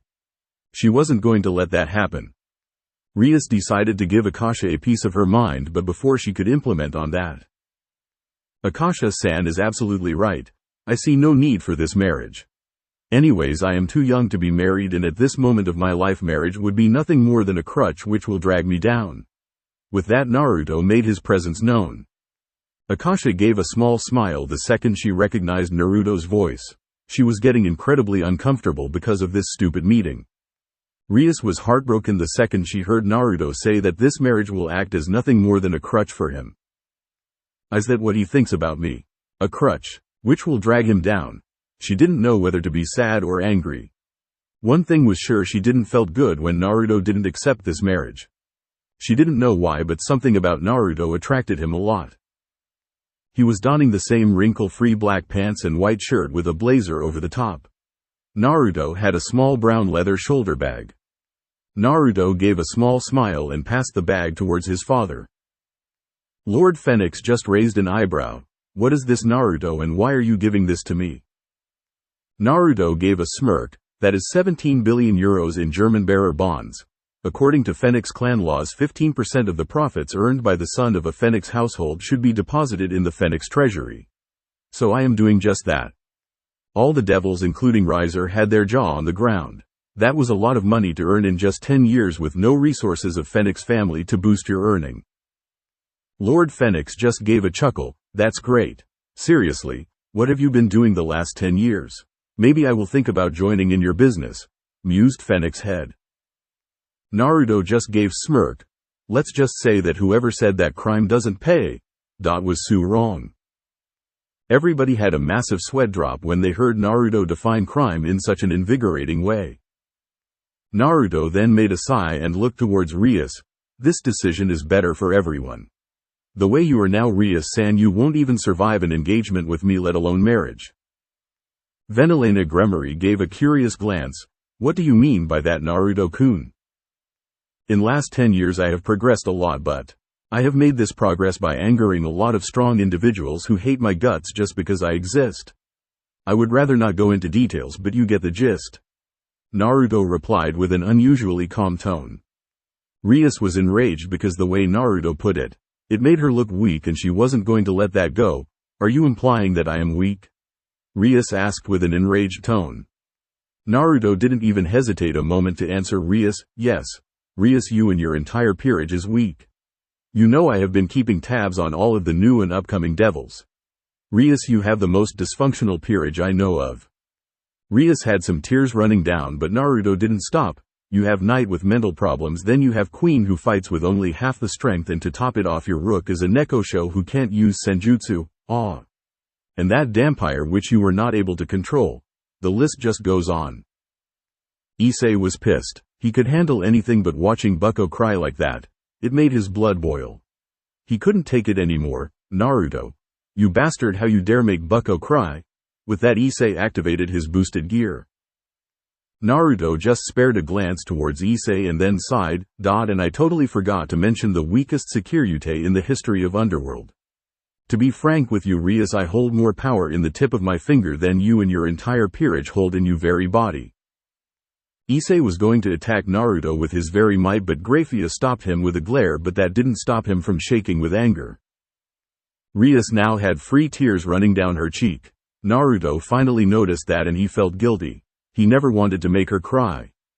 "The problem here is not you, it's me. Even after all I achieved over the years, the only thing which I can give you is a horrible life filled with misery and regrets, where your life is in a constant danger. On my good conscience, I can't do that." Naruto lost himself in his melancholy. Rias finally looked at Naruto, and he looked so sad and vulnerable at that time, but then he turned his head towards her and gave her a warm smile. "The least I can do is see to it that you are free. That is why you will not be married to anyone in the Phenex household. I assure you that you will have your freedom." "I guess that makes it better," Rias replied in between sobs. Naruto came close to Rias until there was no space between them, and he started wiping her tears with his handkerchief. "Don't cry. Tears don't suit you," replied Naruto in a very loving way. Rias now spotted a full-blown blush, whereas Akasha was sporting massive tick marks and was clearly annoyed by the scene. Riser was beyond enraged. First, his bastard brother came and totally ignored him, and then he proceeded to steal his bride and finally embarrassed him by presenting his monumental success in the last decade. "I am not going to accept this farce. Rias will be married to me," Riser snarled out. He didn't even try to hide his hate for the youngest Phenex. Riser wasn't allowed to finish his rant because Lord Phenex stood up and slapped him right across his face. Riser was stunned. His father had never slapped him, in fact he had never even touched him in his whole life. For him to slap him in front of everyone. For first time in his life, Riser was ashamed of himself. He had gone so far over the years that his own father had to slap him to get him out of his delusions. "That's enough, Riser," Lord Phenex said, but his pain was clearly visible. "I am sorry, Gremory-san, but this marriage contract is null and void. We can no longer accept it." Lord Gremory just gave a nod to show that he understood the circumstances. Sears and Graphia also supported the decision. Issei was glad that Bucko wasn't getting married.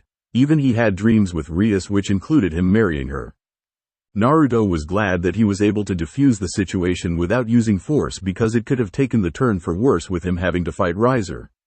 He knew that he could easily defeat him, but that would have ended up him showing some of his cards. He liked to be anonymous with his skills. Suddenly Naruto's danger senses started to go haywire and he moved towards left, allowing him to dodge a holy dagger, but now the dagger was making his way straight towards Riser. Riser's whole life started to appear right in front of him. The second he saw a holy dagger making his way close directly where his heart was located. He knew that he wasn't going to die, but he was speechless that anybody would be nuts enough to attack them right in the comfort of their home. Naruto narrowed his eyes and disappeared in a burst of speed and took Riser out of the way of harm and caught the dagger with his right palm and threw the dagger at sonic speeds to the source of attack. The poor devil died on the spot when the dagger went right through his face. The entire Phenex Manor was invaded by 10 devils who were wearing masks, black hood and a black cloak which totally hid their figure and their faces, but it clearly showed their wings which were shaped like that of a bat. Sears, Graphia and Akasha were immediately on their guards, but before anybody can do anything, Naruto disappeared in another burst of speed and all the bodies fell dead with blood gushing out of their wounds except one devil which Naruto was holding by its neck. What crazy reflexes! Sears thought, totally amazed by Naruto. He had heard about his skills from Graphia, but this was the first time he himself saw it. And he was more than impressed. Lord and Lady Phenex were in the same boat with Sears and Graphia. Even Riser was astounded to see his younger brother taking care of his attackers in such a swift manner. He was more than intimidated by Naruto. Naruto removed the hood of his attacker and it revealed to be a woman with dark brown hair and black eyes. She looked at Naruto defiantly, but Naruto just gave an emotionless smirk. "Who sent you to kill me?" The she-devil just looked at him and gave a smirk of her own. "You are going to die here today, Naruto. This very moment an army is going to invade the Phenex territory." Naruto's face became emotionless and then with a swift movement he snatched a holy dagger from under the woman's thighs which was placed there using a leather strap and stabbed her in the other thigh. She gave a spine-chilling scream. Everybody was shocked to see Naruto torture the devil like it was a normal thing for him, and it scared the shit out of everyone. Rias didn't know what to think about Naruto. Akano was blushing up a storm.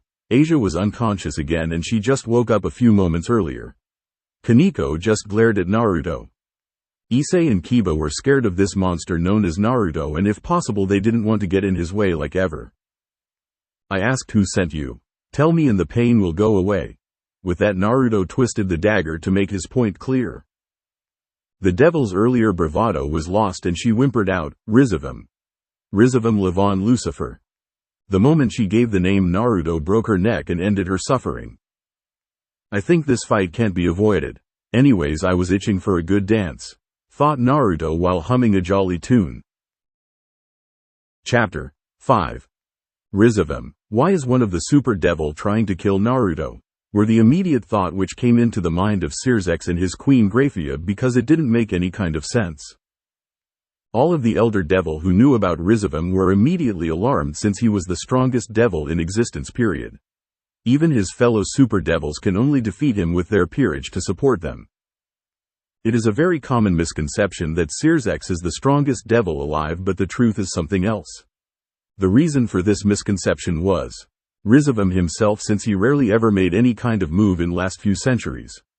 This made people to forget that he even existed, or they just didn't want to believe that a devil as dangerous as him wasn't on anybody's side and was free to do anything he wanted to do. Rizavam was a unique kind of devil who neither supported the older faction nor the present faction of devils, despite being the only son of the actual Mao Lucifer. He was known for sheer ruthlessness which he demonstrated in the battlefield and in his own personal life. He had killed his own son because he was weak and then forced his grandson to live his life as an orphan without any kind of basic necessities. Some even say that the only reason he didn't participate in the war was because he thought the entire situation was so boring. The halls of the Phenex Manor were in utter panic. Rias and her peerage face grew pale after they heard that an army was going to invade the Phenex estate. Even Riser and Eubeluna looked worried since both of the parties knew that they weren't equipped or mentally prepared for an attack like that. Sears and his peerage were calm, but they marred a frown. The same with the Phenex clan head and his wife. Akasha just had a smile on her face, but this wasn't her usual calm and loving smile. This smile looked murderous. She really wanted to kill something, which could alleviate her bad mood. Akasha was furious that someone attacked Naruto right in front of her and she was too slow to protect him. Naruto had handled the entirety of the assassins in a matter of seconds. Naruto was calm. In fact, he was so calm that it gave chills to everyone. How can he act like it's nothing in a situation like this? These kind of thoughts raced in the mind of younger devils who weren't familiar with war.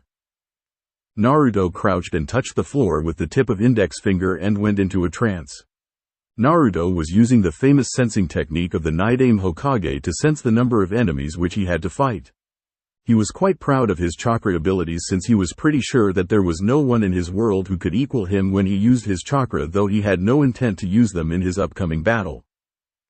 In the last 10 years he had learned a lot of things and he was proud to say that his skills in magic were nothing to scoff at. In fact, he was incredibly deadly with his magic, and this upcoming annihilation gave him the perfect opportunity to put those skills to test. Thinking about trying to test his new techniques brought a smile to his face, or it might have been because of the amount of sheeps which Rizavam sent to exterminate.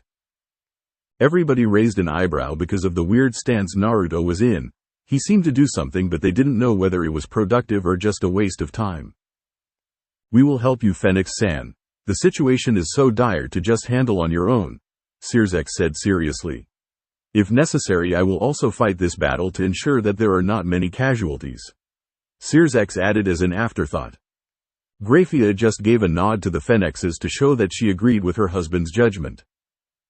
Sears and Graphia had a lot of questions to ask to Naruto, but this wasn't the time or place for this kind of discussion. Before Lord Phenex could give his response, he was interrupted by none other than Naruto. "There are about 2,700 devils and they are about 30 to 35 kilometers far. Most of them are from mid to high-class devils in power, although I can't sense anyone at the level of a Satan. Clearly Rizavam didn't take me seriously enough. I feel so insulted," Naruto said the last part with a light chuckle, like he was having fun in an amusement park.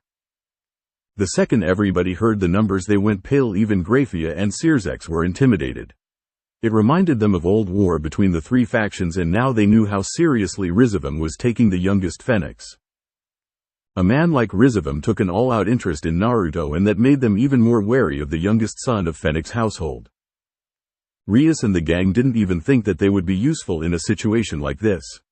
The problem was so dire for them to handle. "This is crazy. Just how many people hate Naruto?" Issei thought ridiculously. He didn't know whether to be scared or surprised by the numbers. In the end he decided to do both of them. Naruto wasn't an average high-class devil. He is a very dangerous person. This attack on his person proved that beyond any kind of doubt. At least that was the case for Sears. He really needed to have an honest talk with Naruto later, since if Naruto survived he will easily be the hottest property in the underworld, and if trained properly he will be an invaluable Satan in these coming times. Naruto made a grateful face and turned towards Sears. "I really appreciate your help, but it's not necessary. Me and my queen can easily handle it." Akasha just nodded back to Naruto to show that she understood him. Riser was furious. He came stomping the dirt beneath him. "Are you crazy? We can't handle this alone. We will need all the help which we can get. We might have had our differences, but we can't let these things destroy our house." Naruto gritted his teeth but calmed himself. "Trust me. After this is over everybody will look at the Phenex house differently. The question here is whether you will trust me or some outsider." Riser. Naruto screamed the last part out. Riser was just dumbfounded, but he got his wits. "You have a plan, don't you?" "Tell me what I have to do," replied Riser earnestly. Despite his general attitude, he loved his family, and to protect it he wouldn't even mind if he had to cooperate with Naruto. Lord and Lady Phenex were glad that their sons found at least some kind of common ground between them. They just wished that it would have happened sooner instead of a time like these. Naruto took some seals from his pocket. Take these and paste them at the four corners of the house. It will create a barrier which can't be breached and make your queen gather the elderly and other people who can't fight and proceed to take them to the shelters. Riser gave a nod and disappeared with his queen. No matter what, I can't just leave you alone on my good conscience. I will be coming with you for this battle whether you need it or not. Sears replied sternly. He wasn't going to budge on that. It was his responsibility to make sure that young devils didn't lose their lives pointlessly. Even Lord and Lady Gremory gave a curt nod to the Phenex heads, which clearly said that they were going to help no matter what. Naruto just rubbed his temple to show his discomfort. Whatever, just don't slow me down, Lucifer-san. Sears just gave a smile because he was glad that now Naruto wasn't going to reject the help. Naruto went towards Akasha and placed his hands on her right shoulder and disappeared in a flash of yellow like he wasn't even there to begin with. What the hell was that? Everybody thought simultaneously. He is already there, we must go there immediately, Graphia stated frantically. Sears gave a curt nod and looked towards Rias. Rias, you will also be coming with us. You must learn what a war is. Naruto was right, you have been too much sheltered for your own good. Rias gave a determined stare. My peerage will also accompany me. That's fine. A second later, a giant magic circle covered the halls of Phenex halls and the entirety of the devils disappeared from the Phenex mansion. This team include war veterans like Crimson Satan and his peerage, the elders of respective clan, and the novice Gremory Rias and her peerage. Meanwhile, that is one big army of devils, Naruto. Akasha responded with her murderous smile. A big army of devils were only few miles away. The sight of this big an army would have been quite intimidating for even an experienced war veteran, but not for Naruto. For him it was nothing. He had seen so much in the past few years that even an army just gave him shot of excitement and thrill. There was just so many ways he could annihilate them. Oh, the possibilities. Suddenly Akasha's eyes narrowed. Naruto. They are here. The Lucifer's party is here to help us. The moment Akasha voiced their arrival, a light invaded Naruto's sights and Sears and his group finally arrived to assist them. The moment Sears and his group watched an army standing before them, well, let's just say they were shocked. Rias didn't even know what to do in a situation as dire as this. I will get killed. There is no way I can survive this. Issei thought frantically. The rest of the members were also going through the same line of thought. The elders among this group just braced themselves for an inevitable battle to death. I have already called the rest of my peerage to assist, but it's going to take some time. We will have to hold the fort until they arrive. Sears stated with some worry. He was one of the strongest devils, but it had been ages since he fought like a battle like this.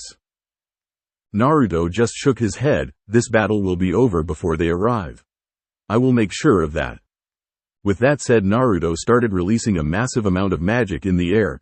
Hoyoku no Jomen, the gate of Phoenix wings. A massive ring of fire made its appearance in the sky, and then giant pillars of light came out of this fire ring to form a barrier created from an obelisk and many planks combining to form a sort of lampshade, resembling folding wings and a crude bird's head body. This barrier engulfed the entire army like a bunch of sheep who were waiting to be slaughtered. What an amazing large-scale barrier magic. If I am correct, the technique which he used right now was the Kido, demon arts. But how could he know that? I thought it was extinct. Sears watched the barrier, being totally amazed by the sheer scale of the magic. In the meantime, Captain, I can sense a large amount of magic being used. Right in front of us. A foot soldier said hastily with worry etched in his voice. Before the captain could reply or command anything, a giant phoenix-like transparent barrier engulfed the entirety of the army. The only thing which he could say was, "What the hell is this?" The army commander knew that he had to kill a boy named Naruto, but what he was never told was what the said boy was capable of. The only thing which his leader told him was that the target was a high priority and gave him an army so that he could succeed in this endeavor. He thought that this would be over in minutes with an army like that to command, but now he was doubting himself. But there was no way he was going to falter here. Prepare yourself for the battle, the commander screamed out. All the devils went into their guard to take down their enemy in any kind of manner possible. with Sears's group. They were still reeling from the shock of the earlier technique demonstrated by the youngest Phenex. Rias didn't even know what to say. She was amazed by how someone could be so calm and collected in the face of an army. She knew that even though the barrier was beyond impressive, this would only stop the army. It will take much more to take care of the said army. Lord and Lady Phenex were even more amazed by their son's progress. Till now they had only heard about his skills from Graphia, but watching it in action was an entirely different scenario. Lord and Lady Gremory just stood there and were thinking maybe it would be better to have at least some sort of correspondence between Naruto and the Gremory family in the future. It was a good move, Naruto-san. This will give us some time to strategize and plan our attack, Sears's said calmly. He was glad that for now at least the things were under control. Naruto didn't even bother to hear Sears's and instead made some movements with his arms which opened a small door-like structure, and then he said sternly, Akasha, go inside the barrier and start taking down as many devils as you can. After a second, complete the task with extreme prejudice, Naruto added as an afterthought. The moment Akasha heard her king's orders, she dashed into the battlefield in speeds which could only been perceived by the likes of Sears's and Graphia. Everyone who were present there had their eyes widened before they could even stop Akasha. She was already within the barrier. Her Victorian dress was replaced by an ancient Greek-like armor and the door closed behind her. What the hell is wrong with you? You don't just send someone from your peerage to die. Sears's voiced his thought in an enraged manner. She might be stronger than Graphia, but still this is too much, even for her. Sears's added with his untamed anger. I just wanted to see what the Queen of the Damned is actually capable of. The things which we often read from books and hearsay are often so exaggerated for me to believe. Heck, according to them, every other ancient person is capable of destroying the world. If that's the case, then our world would have been already destroyed. Naruto replied with an eerily calm attitude. He even had the galls to say it in a joking manner. Just for that reason, Sears's replied with his own calm attitude, but his calmness was scary. Very scary. His entire body was already getting covered by his trademark power of destruction. Issei and Rias didn't know what the fuck happened just now. A moment ago things were running just fine. Well, as fine as a situation can be in the moment of a war. But now the atmosphere was tense. Very tense. Lucifer, believe me, you don't want to start something which you can't finish. So stand down before I fucking make you. As far as rules go, you have already interfered enough. So shut that mouth of yours and let me do my job. Why don't you try shutting me up? That is, if you can. Sears's retorted with a growl, and his power of destruction stared getting coalesced in his right arm and started radiating a dangerous dark maroon aura. Naruto just chuckled like he was having a time of his life, and then his entire arm lit on fire and the fire coalesced into sphere at the palm of his left hand and he charged at Sears's. Sears's also had no intention of holding back. He also charged right into the fray with his right arm outright. He had been insulted enough by this young man. He can't let someone with this kind of potential do something so unsightly. He must stop him as soon as he can. Lord Gremory and Lord Phenex moved immediately the second they saw their sons charging each other with the intent to kill. It was heartbreaking for them to watch so much infighting between them. Before they could destroy each other, both Naruto and Sears's were grabbed by their respective fathers in double shoulder lock from behind their back. We don't have time for this, Naruto. Your family is being attacked, so stop this. Lord Phenex. Sears's, that's enough, we don't have time for this. Lord Gremory chided his son. Just a moment later Naruto grinned at Sears's and disappeared like thin air from his father's grasp. The three of them started looking at all the direction to find Naruto. Suddenly, Naruto appeared behind Sears's, trying to find me. Sears's immediately disappeared in high speed and turned his back away from Naruto and glared. Naruto had already changed his attire by this time and was wearing an ancient samurai warrior outfit with red guards around his joints, chest and other important parts. Madara's outfit. The entire thing was an illusion. The realization finally dawned on Sears's. But when did he cast his illusion? Sears's finally remembered that Naruto had made some weird head movements before a door was opened to let Akasha pass. He casted such an illusion during such a small set of time. He is impressive. Sears's thought with some loathing respect. The stance just now was perfect, Lucifer-san. Well, I guess that's a Satan for you. But you must realize that I am younger than you, faster than you and far more deadly than you. Naruto lectured Sirzex in a cajoling manner like he was talking to a child. Truthfully, it pissed Sirzex off. You, Naruto pointed his index finger at Sirzex, should never attack an opponent like me head-on. Cause you are not the same as you were years ago. Naruto gave a light chuckle and said, "You're rusty." Rias and the gang were just watching this from as far away as they can because Rias really didn't want to get in between her brother and Naruto. However, she was kind of turned on from watching Naruto go against her brother. Seriously, there weren't a lot of people who would openly defy her brother's wishes, and that added some novelty value for Naruto. Sirzex relaxed his muscles and stances and gave his trademark smile, which always made other people take him lightly. She is being taken around from all sides, though she managed to take down somewhere around 700 devils, but I think I should interfere now. I think that's her limit for now, Naruto said with a thoughtful face. In the battlefield, Akasha had taken a lot of opponents out, but now after 10 minutes she was out of magic and stamina, but she wasn't going to back down, not now, when her king was watching her. It was a time for her to shine. The opposition commander didn't know what hit them. They were prepared to take any kind of opposition with an army this big to back them up. Then suddenly, a force hits them and starts cutting through them like whirlwind. This crazy woman had right hooks which would create craters. A single punch would take out a small battalion of his men, and there were some crazy magic she used called Hugetsu Jigen 2, moon-crushing dimensional sword, where she covered her hand in magical particles which vibrated in ungodly speeds, allowing her to cut through anything. Thanks to those abilities, the entire battlefield was a mess of craters and tears with 700 of his men down, and the real target wasn't even there to kill. What a waste. However, now they had finally surrounded the crazy bitch from all sides, and she was running low on magic and stamina. She was now just a duck waiting to be killed. Akasha was huffing and panting. Come on. Is that it? I've still ton of energy left to beat the crap out of you all. You bitch Tilda, when we are done shutting that mouth of yours. We are going to have fun with you. A no-name devil said that with a lecherous expression, while other comrades of his matched his expression and charged their magic. Akasha closed her eyes and braced herself for the pain. But it never came. With Sirzek's group, when Akasha opened her eyes, she was surprised. For some reason she was in the arms of her king, who was holding her like a bride, and instead of being in the middle of a battle, she was with the friendlies. When the fuck did he move? I was here the entire time, thought a frantic Sirzex and Graphia. The very same emotion were mirrored by the elders of the Gremory and the Phenex clan. Whereas Rias had a massive tick mark on her head. She was pissed. In a span of single day she was rejected by Naruto. Her life was in peril thanks to Naruto again, and now he is carrying another woman like a bride right in front of her. There is only so much a woman could take. However, she did realize that this was not a time for such frivolous activities.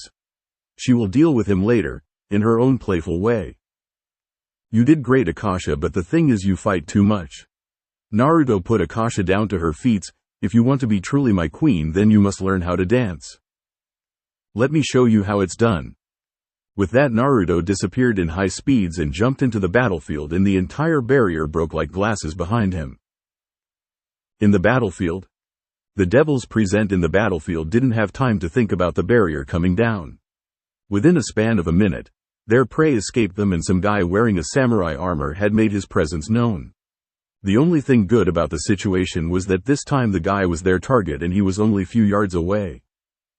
Give it up, Naruto Phenex. You can't win against an army this big. Just let me kill you and make it easy for all of us, the commander said in a smug tone.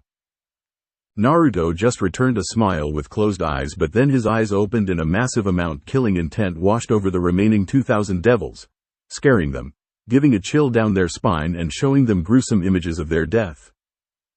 The entire battle came to a halt for a few seconds.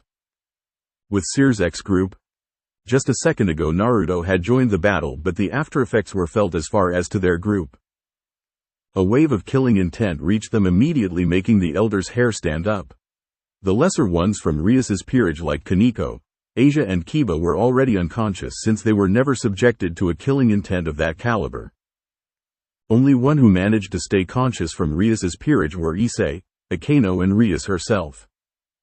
This is nothing like last time. Last time his killing intent wasn't that strong. I saw myself getting killed by him, thought a wide-eyed Issei who was barely holding on to his sanity. Rias had her eyes widened. She felt like she couldn't breathe. What is happening? I have never felt fear like this, and I am not even the target for his ki. Before Rias could hyperventilate, the comforting hand of her brother landed on her shoulder and said soothingly, "Just breathe, Rias, just breathe." Searsex narrowed his eyes and watched far to the battlefield. Naruto was destroying and killing everything within his vicinity with such a surgical precision that it didn't even seem natural. It was as if he could read everybody's move a step earlier, and from here he was not able to see anything properly enough to discern what allowed him to fight. No, dance like that. Lord and Lady Phenex were shocked beyond belief. They had never thought that the boy who they took as their son would become so powerful someday. They were so proud that they could not describe it in words, but at the same time they were worried that he would become corrupt due to his own power. Lord and Lady Gremory were just watching the entire thing with a gobsmacked expression. Rias and the conscious members of her peerage were in the same boat as her parents. How could someone so young has a battlefield presence like that? Grafia thought with some worry and respect for the youngest Phenex. The battlefield. Those few seconds were more than enough for Naruto. His Kusanagi shined brightly with holy power, and Naruto dashed those few yards of distance between him and the sheeps in a fraction of a second, and he started slaughtering them without any kind of mercy. They were not even a challenge before his speed, and coupled with the Sharingan, he could easily see their moves. The commander was the first one to die by his blade. He couldn't even see him coming. First, take out the head of the army. Now, the entire army was in a disarray. They had lost a lot of devils, and the monster in front of them didn't even took a scratch from them. 200 down, another 1800 to go, Naruto stated, as if their presence didn't even matter to him. A devil came from the west and charged his wind magic, Amarabaram, and it hit Naruto. Even the responsible devil was surprised. However, Naruto quickly flipped mid-air and landed gracefully on his feet and looked at his attacker and dusted some imaginary dirt from his shoulder guard, whereas the attacker just gritted his teeth due to frustration and cursing his own weakness. Secondly, keep the army in bay using wide-scale attacks. Naruto's eyes shined as he allowed his magic to pour out like water and started chanting his Kido, limit of the thousands hands, respectful hands, unable to touch the darkness. Shooting hands unable to reflect the blue sky. The road that basks in light. The wind that ignited the embers. Time that gathers when both are together. There is no need to be hesitant, obey my orders. Light bullets, 8 bodies, 9 items, Book of Heaven, Diseased Treasure, Great Wheel, Gray Fortress Tower. Aim far away, scatter brightly and cleanly when fired. Hado number 91. Senju Koden Teiho, 1000-hand bright heaven culling seer. Hundreds of bright yellow energy points appeared behind Naruto, which were entirely made holy light. All the devils were scared shit after watching a devil create so many light spears. What is he? One fearful devil screamed out. He didn't want to die like this, getting pierced by holy light. To put some kind of protection against this kind of attack, a battalion of devils came forward and erected a barrier to put some kind of protection against it. However, the barrier didn't stand a chance. The energy points, spears, they tore through the barrier like paper, and all the energy spears converged to cause a massive blast that spread out miles. With Searsex's group, the second Naruto chanted his magic, Grafia rushed forward and erected a barrier to protect themselves from the afterlash of Naruto's magic. That was easily at the level of Seraph. How could any devil use the holy light to this level? Searsex and Lord Phenex thought simultaneously, one with suspicious, another with pride. Rias, Akano and Issei realized the true difference between them and Naruto for the first time. Can someone like me be as strong as him? Issei questioned himself. Back to battlefield. The explosion had caused a lot of dust to spread in the air, making it harder to see and guess the position of the opposition, but Naruto with his superior eyes had no such problem, and he had every intention to utilize this to the fullest. Naruto jumped into the smog and started attacking every devil in their vital points with surgical-like precision. Those who tried to retaliate fell like flies against Naruto's superior speed and style. Naruto laughed when certain devils tried to overpower him by using their respective martial art, but what they didn't realize was every martial art form in this world was made for self-defense, whereas his style of fighting was dedicated to achieve only one single purpose, that is total annihilation of the opponent. Killing your opponent as soon as you can, that was the purpose of a shinobi taijutsu kata. 800 down, another 1200 to go, chuckled Naruto. They can't see my eyes from here. Maybe I can use some of my chakra techniques, thought an ecstatic Naruto. Naruto's eyes glowed and they turned into the eternal Mangekyo Sharingan. Naruto's left eye pulsed and he whispered, Amaterasu, heavenly illumination. Jet black flames made their appearance on the battlefield. They started burning everything they came in contact with. Due to Naruto's superior chakra control, thanks to his yin-yang chakra, the amount of black flames were stupendous. The entire battlefield started screaming due to the pain and suffering caused by the flames of Amaterasu. A brave devil came out and screamed, Water magic users, take forward position. A small battalion of high-class devils, just in strength, came forward and charged their magic. An array of seals appeared and a significant amount of water came out of the magic seals. However, these flames weren't normal. They were even burning and shining brightly at the surface of the water. Naruto started to channel some chakra mixed with his magic to his limbs. He didn't want to arouse suspicion by using too much chakra. Enten. Kagutsuchi, Inferno style, flame control.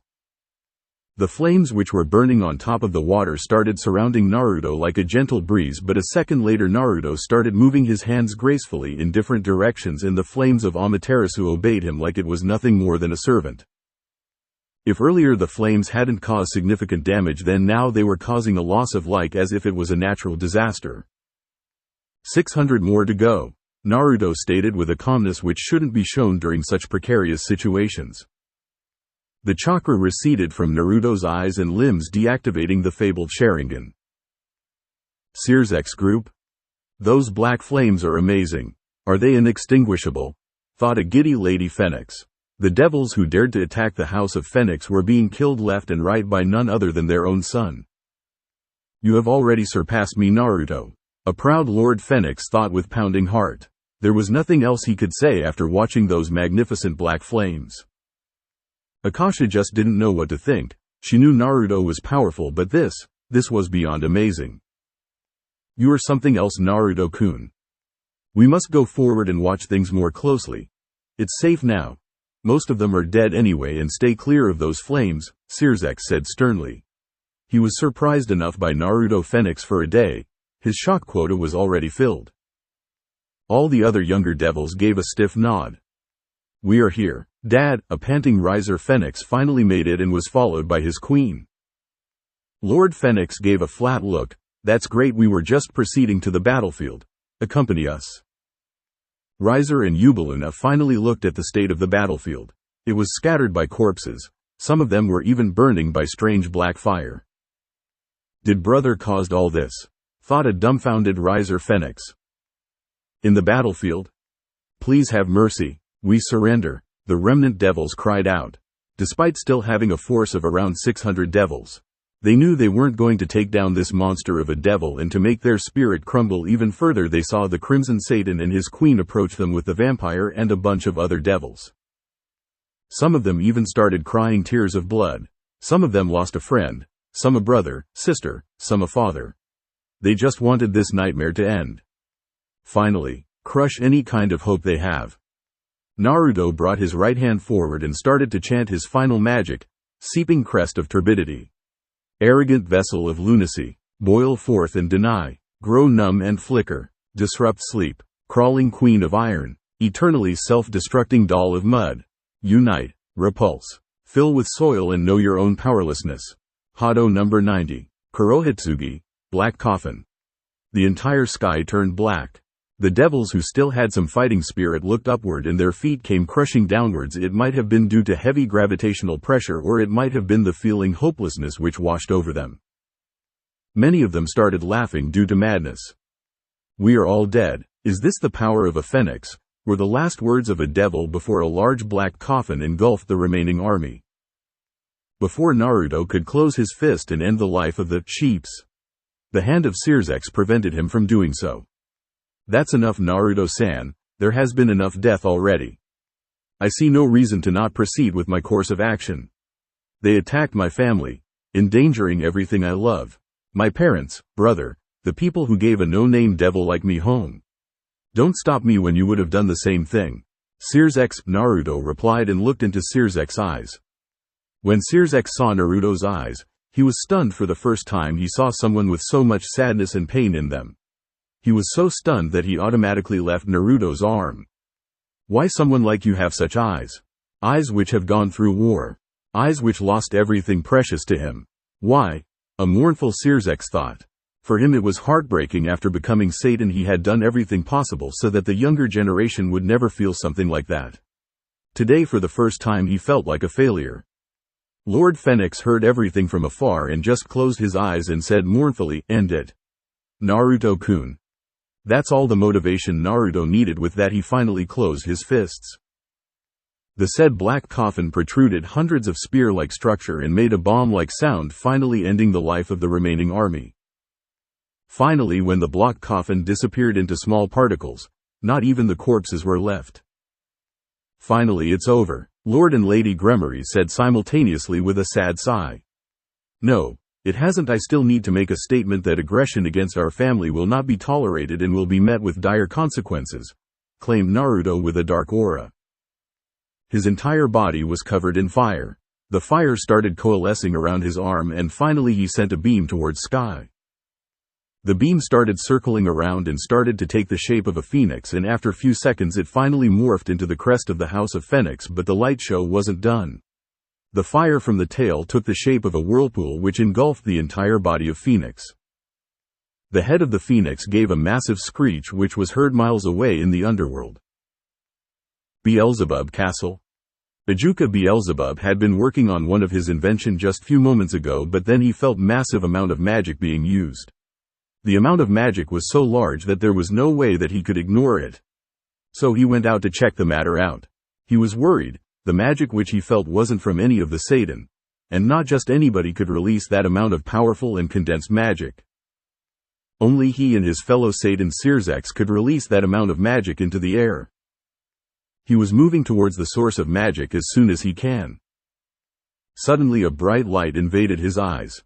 He saw a beam of fire moving towards the sky and morphing into a symbol. Finally, he recognized the symbol and his eyes widened to epic proportions. He whispered, "That's not possible, that symbol." Ajuka Beelzebub was running towards the scene as if his life depended on him. He was worried. He wouldn't admit it, but he was also a tad bit intimidated, and afraid. His pride would never allow him to admit such things, but he had heard some terrible things about the symbol which colored the skies, as of this moment. Something so terribly unbelievable that he could consider it as nothing but modern myth advertised by some crazy lunatics. In the last few years a myth had spawned about a symbol which had appeared in the dark sky. This symbol was that of a phoenix which was engulfed by a maelstrom originating from its very tail. This very symbol was never openly described but only whispered as Phoenix in the shadow of a maelstrom.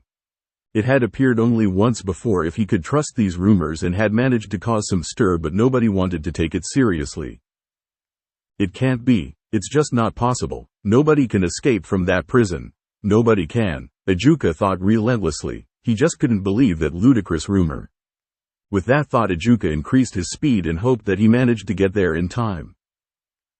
In the battlefield, Naruto was just looking up into the sky, admiring his handiwork with melancholy, and remembering his past deeds which he wanted to forget and bury deep down, but he knew such a thing was just not possible. These experiences had changed him from a child with unachievable ideals into a man who was capable of harsh decisions which might seem cruel even to a war veteran, nevertheless they were necessary.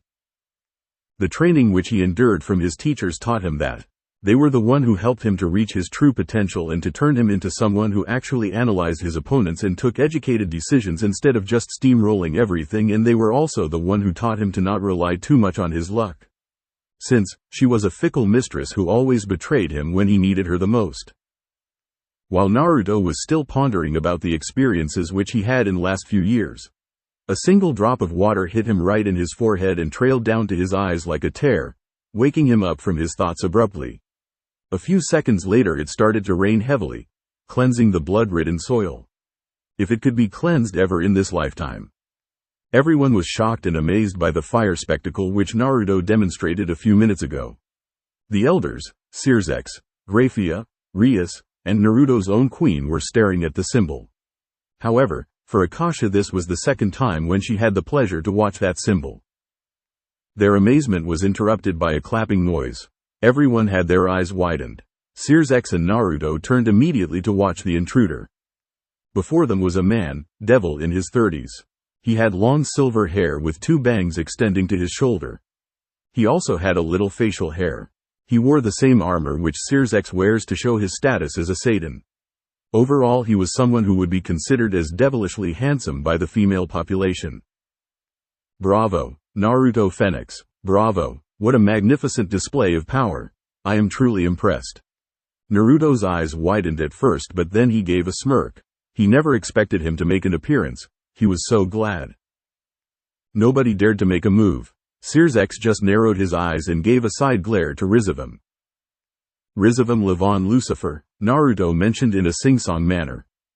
All this just because I banged your wife, seriously, get over it. Naruto chided Rizavam in a mocking manner. The Grimoires and Phenexes were still reeling from the shock of seeing Rizavam again but then Naruto made his statement. They fell flat on their faces. Rias and her entire peerage was gaping. They just didn't know how crazy this day was going to get. Akasha had a very dark expression right now. If looks could kill then Naruto and Rizavam both of them would have been toast. The Grimoires and the Phenexes moved a safe distance away from the murderous Akasha. They desperately wanted to live. Thank you. Rizavam just gave a light chuckle. You have a great sense of humor Naruto-kun. But fortunately I don't have a wife, he added as an afterthought. Akasha finally got herself under control after realizing that Naruto was just bullshitting. She always wondered just how his personality often would make a total 180 from serious to cynical humor. Rizavam then turned over to Graphia and Circex and gave a predatory grin showing some of his pearl-white teeth. Circex tilde. Graphia, you don't have to hold your guard. This is just a thought projection. Anyways, I am only here to talk with Naruto.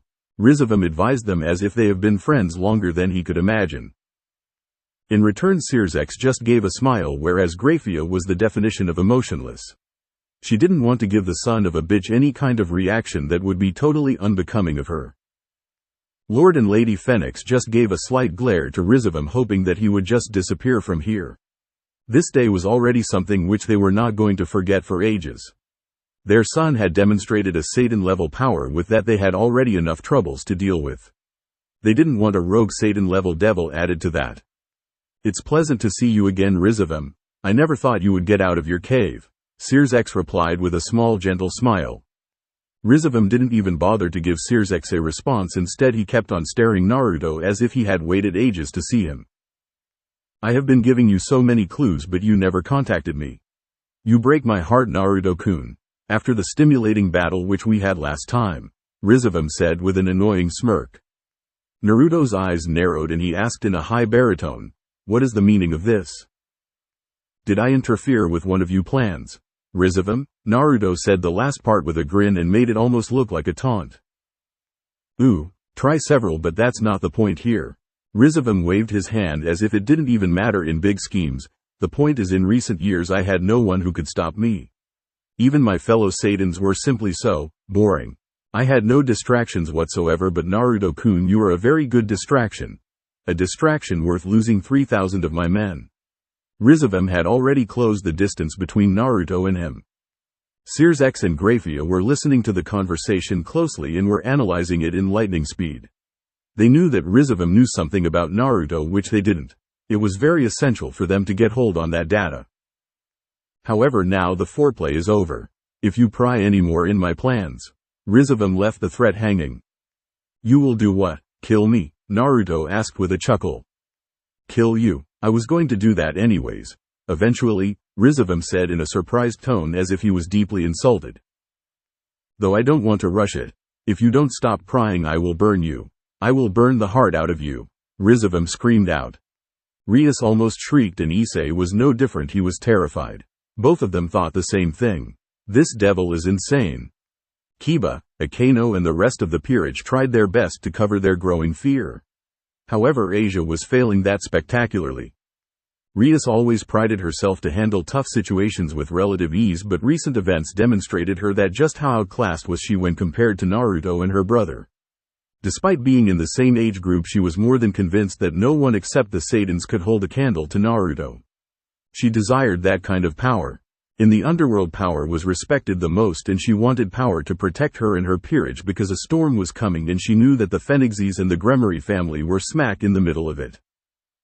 Naruto just gave a frown since he didn't want to show that just how unnerved he was. Rizavum wasn't a normal pedigree of devil. It was not his power which made him dangerous, but instead it was his mind. He was capable of extremely cruel decision if possible, which he demonstrated when he killed his own son and left his grandson to fend for himself. Rizavum did all this just because he was bored. Despite all the maturity and cruelty which Naruto gained, he would never be able to that to his own son, that is if he ever had one. Despite the uneasiness, Naruto covered his frown with a smile. I must really scare you for you to show yourself in such an unsightly way. I remember that last time you were quite cocky. Where's all that bravado? Naruto retorted to his presence as he was just a thought projection. Rizavum gave a smirk. Of course I am scared of you, but at the same time I am excited. Unlike these people, Rizavum waved both his hands pointing towards everyone who were there earlier on the battlefield.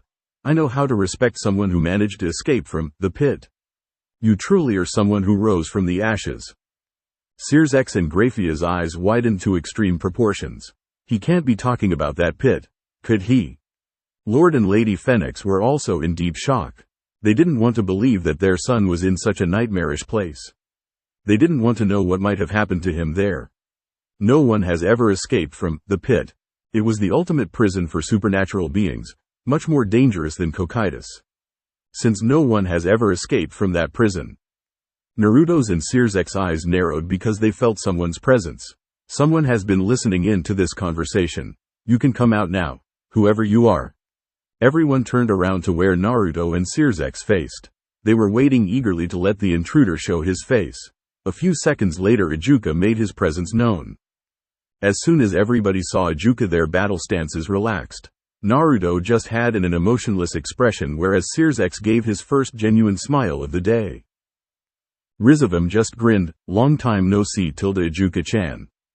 Ijuka just sparred a glance towards Rizavum and then gave his entirety of the attention to Naruto Phenex. He had been listening on the conversation for quite some time now, and oh boy. This was a power talk. A battle of words between Satan-level opponents, each trying to get what they want in presence of extremely strong individuals like Akasha and Graphia. Truly, he didn't want to be a part of this, but for the survival of Underworld it was necessary that they knew about Naruto, because he knew this man was going to have a large amount of influence in the future of Underworld. So, you are the one who escaped from the pit. I could have never imagined that it was someone so young, Ijuka said in a calm voice. You mind telling me how you managed that? Ijuka added as if he was asking for a request, but everybody there knew that it was more of a demand. Issei was getting extremely confused. He didn't have a clue of what was going on. What in hell is the pit? Ijuka gave a glance towards Rias and her peerage, then he gave out a sigh. He just didn't know what was wrong with Searsx to involve such clueless devillings in a talk like this. Well, they were only watching. At the least they know that they don't belong here. In Greek mythology there is often a discussion of a pit where notorious individuals are sent to put away all their immortal life in a hellish cage. These individuals include devils, angels and even gods. This pit is commonly known as the Tartarus. Rizavum finished the sentence for Ijuka, who in return just gave a glare to the notorious Satan. Now everybody was staring at Naruto. He had the undivided attention of every person who was standing there. Akasha just gave a sigh. She knew that this small detail was going to get out sooner or later. The very reason she decided to join his peerage was because she was present when the events happened. She was right outside that deep pit when a phoenix rose from the ashes. At that very moment she knew that this man was going to do something great, and she wanted to be a part of that. Ijuka continued to stare at Naruto, expecting him to answer his earlier question. In fact, everybody was staring at him except his queen. Naruto returned the stare for some time but eventually gave a coy smile and snickered. A few months back nobody gave a damn about me, but suddenly now I am Mr. Sex. Everybody wants me? Ijuka just raised his eyebrows, whereas the rest of the entire group just fell flat on their faces. Searsex and Graphia were impassive since they were no use to not getting any answers out of him, whereas Akasha just gave out another sigh and shook her head, which was already facing downwards towards her feet. She sometimes regretted being his queen. Naruto's general cockiness and impassiveness mixed with some cynical humor always pissed other people off. Lord and Lady Phenex didn't react much, but they were impressed that their son wasn't a pushover when it came to handling things through his mouth instead of using fists. Rizavam was watching the entire spectacle with amusement clearly written on his face, but just like every good thing, this small conversation has to end. How sad, and he was having too much fun too. Rizavam coughed a little to shift everybody's attention from Naruto to him. I am really glad that we had this conversation, Naruto-kun. It's sad that I have to leave, but remember this, Naruto-kun, a storm is coming, and if you don't get out of my way. Rizavam left the threat hanging and he started to disintegrate into millions of golden particles, leaving the Saiyans worried about the future of the underworld. Naruto just gave a dark chuckle and said, "Catch you later." No, you won't. Rizavam chirped before disappearing completely. For few seconds there was total silence, then Searsex gave a look to the Phenex family and gave a small glare towards Naruto and said, "We need to talk, immediately." Ijuka just gave a nod showing that he agreed with Searsex's sentiments. Even the heads of the Gremory and Naruto's parents agreed with him. Naruto just gave out a sigh to show his discomfort, but then he took out a mobile phone out of nowhere and dialed few numbers and clicked the phone shut. What was that for? Searsex asked inquisitively. He was very curious. I just asked my bishop to haul his ass over here. We can talk as soon as he gets over here. No, we don't have that much time. It is imperative that we talk as soon as we can. Searsex pressed further. He is right, Naruto-kun. Rizavam isn't someone you should take lightly. Lord Phenex added as a forethought. Okay, I guess it's fine, Naruto replied in a surrendered tone. He wasn't exactly in a mood to have a serious talk. This battle was draining not just physically but mentally as well. Dead Horse Point, Utah, USA. A person of about 6 feet was resting about halfway around the cliff which he was climbing. He had a smile on his face as if it didn't even matter to him that he was 600 feet above the ground without any sort of rope or protection. When looked closer, the man had tan skin with long black hair which was tied in a pony, and there were 2 bangs which cascaded down to his cheeks. He was wearing a tight black shirt and a 3/4 blue pants. The said man looked around and frowned because he realized he would have to make a sideway jump since there was no good footing above, so if he didn't make that jump then he would be stuck on the cliff forever. After a second he gave a smirk. I like challenges. With that thought he pulled his body a little in the opposite direction, which gave him a solid footing, and then he thrust himself sideways and made a jump of about 15 feet. It looked like he was flying. By some divine grace he was able to land the other side of the cliff. He felt like patting himself in the back, but then things went to hell. The man slipped and lost his footing. He started to slip further down, but before he could meet an untimely demise, his hand stretched and grabbed a well-placed protruding rock which served as holding and preventing him from falling 600 feet to his death. The man just gave a chuckle to show his discomfort. In fact, it looked like he was having fun while he was dangling from a cliff. Finally, after a few more breathtaking moments later, the said man managed to reach solid ground. He was panting a little because he was tired. After all, climbing an entire cliff without chakra was exhausting, but he needed the training and he also wanted to do something fun since he was on a vacation, but like every god thing, even a small vacation must come to an end. He knew that the second he heard sounds of rotor from far off. His suspicions were proven correct the moment he saw a helicopter from the Phenex Consolidated, ridden proudly on its tail, making its way towards him. He just looked at that helicopter curiously when a moment later a man in a suit opened the door of the helicopter and took out a rocket launcher and aimed it right in front of him. The rocket made its way forward and stuck a fraction of a second later, but there was no resultant blast, no nothing. The rocket just stayed there even after the perpetrators were long gone. The fairly handsome guy just gave out chuckle and sighed. He gave a glance to the said rocket and crouched to remove the tail end of the rocket in a smooth snap. Inside there was a cool pair of sunglasses. He couldn't help but give another chuckle, and he finally wore the piece of spectacles. The sunglasses shined blue and various information started to appear on the lenses. Good morning, Mr. Bishop. Your mission, should you choose to accept it, involves the recovery of vital information on the rogue Satan-level devil known as Rizavam Levon Lucifer from the infobank in the Phenex Consolidated, and delivering it safely to the Phenex estate. You have 3 hours for the completion of this assignment. This mission is an immediate concern and the king expects it to be taken care of as soon as possible. A robotic female voice started to explain everything in a monotonous voice. Naruto's voice interrupted the generic female voice as he continued to chide his bishop, and Hashirama, the next time you go on holiday, please be good enough to let me know where you're going. This message will self-destruct in 5 seconds. The record finally stopped. Hashirama just gave a smirk. If I let you know where I'm going, I won't be on holiday. With that he threw the sunglasses as far as he can while the sunglasses promptly caught on fire and soon blasted like a firework. Phenex Mansion. Lord Phenex, Lord Gremory and the 2 Satans including Graphia were at the main hall of the Phenex estate, which was decorated with the most expensive materials present in the underworld with various tapestries, candles, and chandeliers with sofas made of the most expensive leather. They were waiting on Naruto and his queen Akasha since they went to clean up after the fight as they were covered in blood and sweat. Rias and the rest of the ladies and gentlemen were not included in this conversation since everyone knew that whatever they would be sharing will be privileged information and will be distributed on a strict, to-know basis.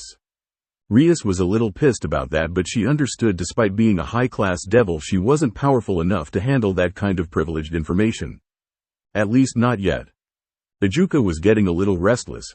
It had already been an hour since the whole debacle with Rizavam, and he was getting impatient to know what was actually going on. Whatever you are hiding I will find out, Naruto Phenex, Ajuka thought as a frown marred his face. Soon his patience was rewarded as both Naruto and Akasha made their entrance. Naruto was wearing a black 3-piece suit whereas Akasha donned the earlier Victorian dress looking as regal as ever. Let's not waste any more time with formalities. After all, ladies and gentlemen, time is money. Naruto mentioned that with a small smile, trying to be as polite as he can be. Everybody seemed to agree with his sentiment, and as expected Ajuka was the first to raise his voice. What do you think about Rizavam as a devil? We know all there is to know about him, Ajuka-chan. Sears X immediately interjected. He didn't want to waste his time on such things which he already knew. Do we? Akuka asked in a blank stare.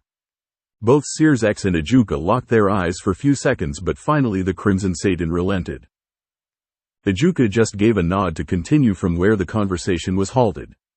Naruto immediately understood and started to speak in a calm tone. Rizavam is not just a devil, he is a spider. He sits motionless, but that web has 1,000 radiations, and he knows well every quiver of each of them.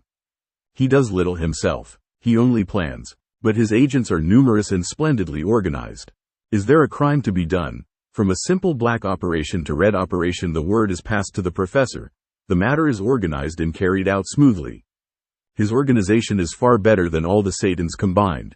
Gentlemen, this thing known as Rizavam is the greatest threat to all of the 3 factions. There is simply no denying that fact. He is a genius, a philosopher, an abstract thinker. He has a brain of the first order. Naruto concluded with a grin. By the time Naruto was done explaining Rizavam as a devil, everyone had their eyebrows raised. They were shocked and they knew that a storm was coming. Sears X and Ajuka regretted to allow him to run free for so long. They never thought that he would have an entire organization of people at his beck and call. Rizavam has changed a lot from what I knew of him before. Sears X muttered very quietly. Do you have any idea of what he is planning, Naruto-kun? This time it was Naruto's own father. For him this was an eye-opener. He always believed that after what his family suffered through the previous war, he thought that this would be the end, but now it seemed that another war was right around the corner. I don't know, but I do know that whatever he is planning, it is still 2 or 3 years away from coming to fruition. Naruto replied in a grave tone. Everyone gave out a disappointed sigh after hearing that. If they didn't know what Rizavam was planning, then there was no way that they would be able to stop him from bringing his plans to fruition. You have met him before, haven't you? In person, Sears X asked in an inquisitive tone. Naruto gritted his teeth at that memory but soon managed to control his emotions, but this slip wasn't missed by any of the occupants. Yes, I have. I was only 10-year-old back then when I met that monster of a devil. We only danced for only 15 minutes, but I knew we had something special. Can you tell us what happened? Tell me how that encounter went. Phenex pressed further. I can do better. I will show you how it went. Naruto closed his eyes. Everybody was staring at him. Then suddenly everybody's unconscious was dragged to a space where everything was colored white. This is his mindscape, Lord Gremory mused. He was impressed. Not every devil could project his mindscape like that. Heck, only few ever managed to access their mind. This is really impressive. I never thought that someone's mindscape could be projected like this. Lord Gremory couldn't help but compliment him.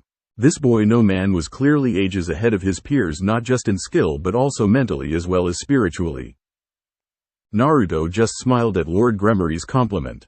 He liked the guy. He was a quiet person but loved his family very much. Then suddenly the white space was invaded by various images which started to roll like a film. This is where it all began. Flashback. A young boy with shaggy blonde hair was resting inside a crater. He was none other than Naruto himself, and he was bleeding from head to toe. At this moment he cursed gods themselves. The man responsible for his pathetic state was drinking wine from a chalice as if he wasn't even a bother to him, and Naruto didn't blame him. At an age of 10 he was barely able to use any of his techniques since his body couldn't handle such strain. Rizavum was enjoying his wine with his right-hand man Euclid Lucifuge. Euclid was the younger brother of Graphia and is a part of Old Satan faction.